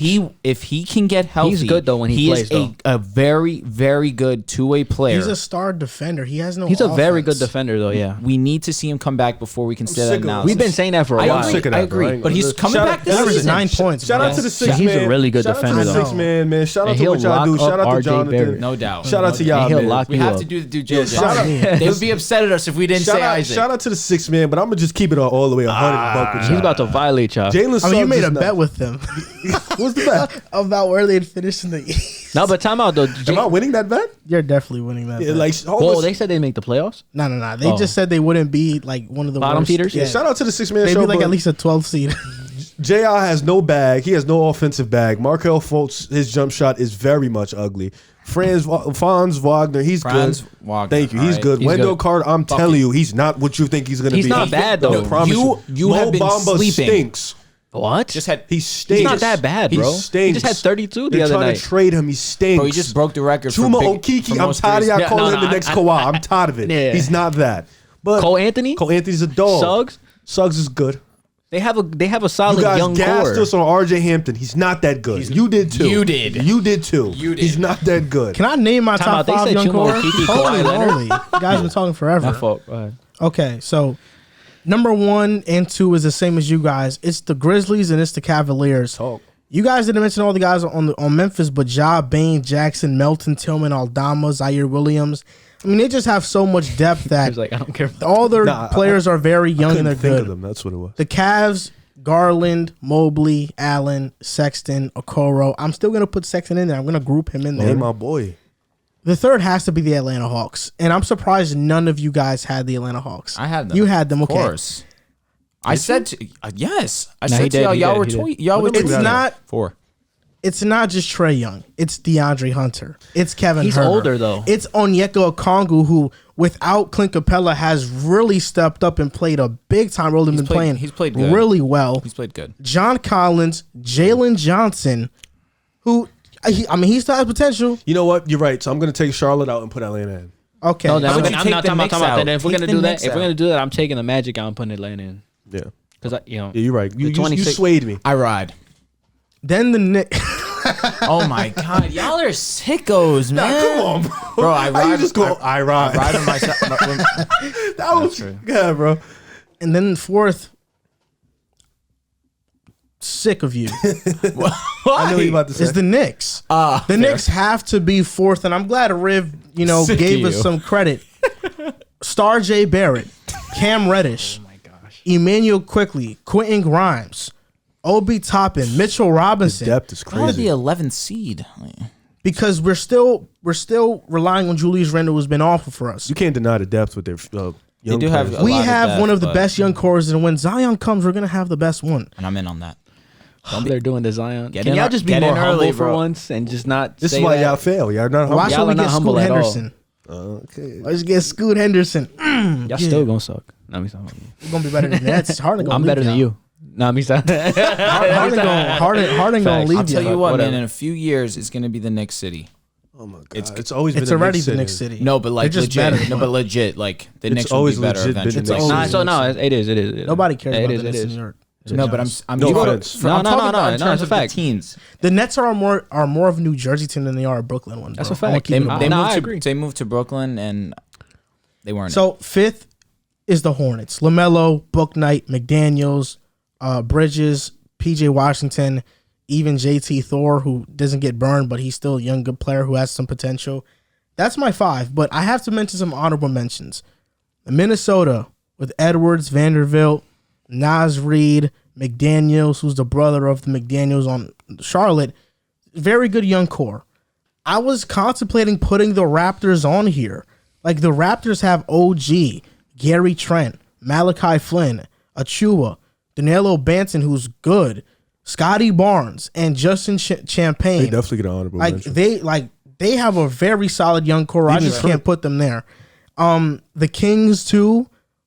De'Aaron Fox, Davion Mitchell, Terrence Davis, I'm out on that. Tyrese Halliburton, and now that Luke Walton is gone, Marvin Bagley's really He's been picked up his hooping. play. He's I been know. hooping. So I think he they deserve an honorable You mention. said he couldn't. That's cap. you Nah, did. you did. No, that's yes, cap. you did. That's cap. You guys mentioned Go back to the episode. the Magic. I think the Magic deserve a spot on here, but this is just top 5, very exclusive list.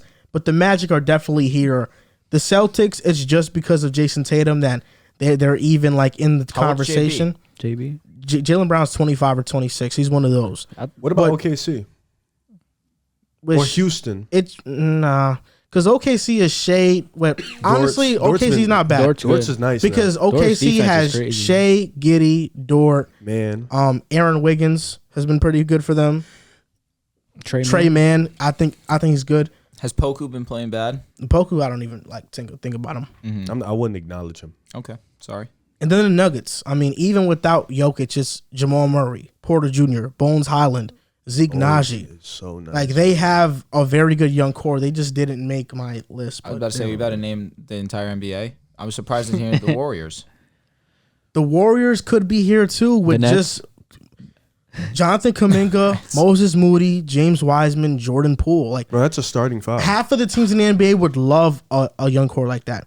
Oh, also OKC, Jeremiah Robinson, Earl, Baisley. Bro, that's a starting 5. Eventually, Steph at 36, and those guys are what they are, can still play with them. It's ridiculous. And Jonathan Kuminga starting at the 4 now. y'all need a Yo, you point think guard. he has Kawhi Leonard upside? Kuminga? I'd compare him more to PG. You heard me? You need a point guard. Who? Poole can't be a point guard in my opinion. Okay. All right.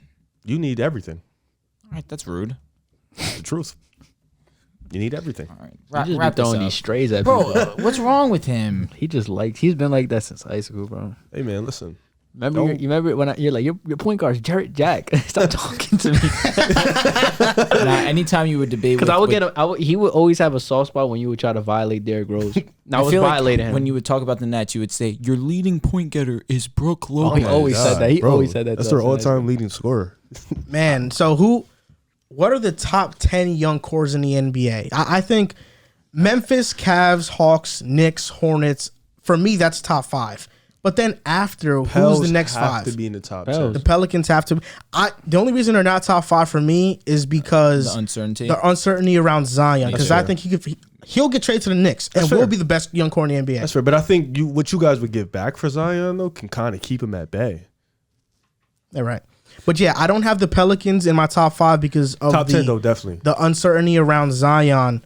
The Raptors, OG, Scotty, Banton. I guess the Kings Gary would, Trent. Kings would have to be in the top 10. Yeah, they would have to be there too. Orlando Magic has to be there just with the talent they have. Devin Booker is 25. That's interesting. Suns. So that's DeAndre 4 Ayton, teams. Cam So Johnson. one more team has to make Do you hear what the I said? top 10 young cores. Know what you say? I said Devin Booker's under 25. You have Devin Booker, DeAndre Ayton, Cam Johnson. Ooh. Bridges? How old is Bridges? Bridges is young as well. I could look up his. He's the same age as Devin Booker. So they're both 24? 25. No, they're 25. I'm kind of just like a kind of 24 and under though. Yeah, I don't want to list, count them. They just went to the finals. We don't even count them as a young core anymore. Get them out of here. I mean, the they're Hawks old just went heads. to the ECF though. Yeah, that's true. You ain't going back. Mikal is though. 25. Who would be the 10th team? Spurs. Did you throw the Magic in there? Uh huh. Not the Spurs. between the Wolves, Nuggets, Celtics, OKC. Wolves. Wolves. Wolves. Because D'Lo and Anthony. Carey. Yeah, that's strong. Yeah, Wolves. Damn. So you wouldn't put Golden State over the Wolves young core? The problem with Golden State is the only person that's shown us something so far is Jordan Poole. The rest of them we have to wait I was and going see. to say, are any of them going to ever reach Anthony Edwards' potential? Kuminga can. Y'all love So- Kuminga. I'm not saying Kuminga But can't it's be really good. just Edwards and then Vanderbilt though. But D'Lo? I don't count him in that young core. we know bro. he's gonna be. He's already been in the. He's know been he's on gonna 3 be. teams. What about Chicago? No. Sleeping? About the Very Nets? sleep. Very What sleep. the Nets? Very Cam sleep. Thomas and Kessler Evans? Pat and Will, Deion Sharp? Kobe That's White? not that bad though. Alonzo? Zoe? I don't know. And, how yo, old and, Caruso is. and David Duke. Zoe's like 22. I said It's Caruso. your young core is Lonzo, Ayo, and Pat Kobe. Will. Don't do and that. Kobe. Yeah, that's How your trading young core. him? Kobe been hooping. Pat Will next Kawhi. I'm telling y'all, the club. So okay, so top 10, top 10 young cores in the NBA. Memphis 1, Cleveland 2, the Hawks 3, Knicks 4, 5 Hornets. The next 5 for me: Raptors, Kings, Magic. The Pelicans are here. They would be in the top 5 if it wasn't for the uncertainty around Zion. I feel like the Warriors have to make this top 10. I know that Jordan Poole's the only one that's like quote unquote proven, but when Kuminga has gotten minutes, he's a dog. he's shown like, okay, this guy can be an all-star. Moses Moody, I think, can be at least a bare minimum Gary Harris type of player. And then James Wiseman. Like, half of the teams in the NBA would kill for a young core like that. To think they I could agree. have LaMelo. You don't think the I agree. Spurs are up there? Bro, who on their team is not mid? Derek White's not mid. Derek White's not. How he's old is like DeJounte 26. Murray? Murray's not mid. DeJounte Murray's 25. So he would barely make the cut. Their young core is Keldon Johnson, Devin Josh Vassell. Primo. Devin Vassell. Yeah, I mean, like they're I not- feel like they're an honorable mention for sure. Yeah. for top 10. Yeah. Yeah, they're an honorable mention for sure. We didn't name the Kings in our top 10. Yeah, we did. I named the Kings, yeah. Did you I name? did. I think Houston's named the Kings. has a better core, young core than San Antonio. Yeah, I agree actually. I might even put Sengun, OKC over there just because of Christopher, Shea and Josh Jalen Giddey. Green. The Nuggets have an okay young core too with Murray Like, and I PJ. think I could name like 15 strong over it. But not saying San Antonio young core is trash. It's just saying top 15. That's interesting. I wonder who's Let them gonna tell you though. They'll tell you they got the best young core in the world. I wonder who's gonna comment. I wonder what the comments are gonna be on this TikTok clip. They're gonna be like, "How could you forget OKC? Knicks 4? Oh my God, this guy's such a homer." Yeah, get ready for He's that. like, "How do you got Pelicans at 10? Oh my God." No, That's why you my gave that favorite disclaimer, comment is though. when they be like, "These guys have nothing but bad takes." That's like the worldwide comment they Now say. my favorite comment is this was your worst take yet. That should be on every video. Or when they be like, it who can't watches be. these bums? Clearly you, bro. You keep watching every TikTok video. It's mad weird. Mad weird. It's like you come to comment every time who watches them. You do, bro. It's So weird. this going to 90,000 people. That's who sees us. Let's go, man. Right? Let's go. We made 90,000 on TikTok. Come on now. Very great milestone. Very great one. 100K is coming up. We're famous. I'd bro. rather Told you. have that on YouTube, but I am grateful. We'll Oh, get it's there com- it's coming eventually. there. Yeah. It's We'll coming. get there eventually. You know what I'm saying? And this is going to wrap it up for episode 140 of the Pick a Side Podcast. You can follow us on Instagram and TikTok at Pick a Side Podcast, on Twitter at Pick a Side Pod. Thank you guys so much for watching, and we'll see you next time.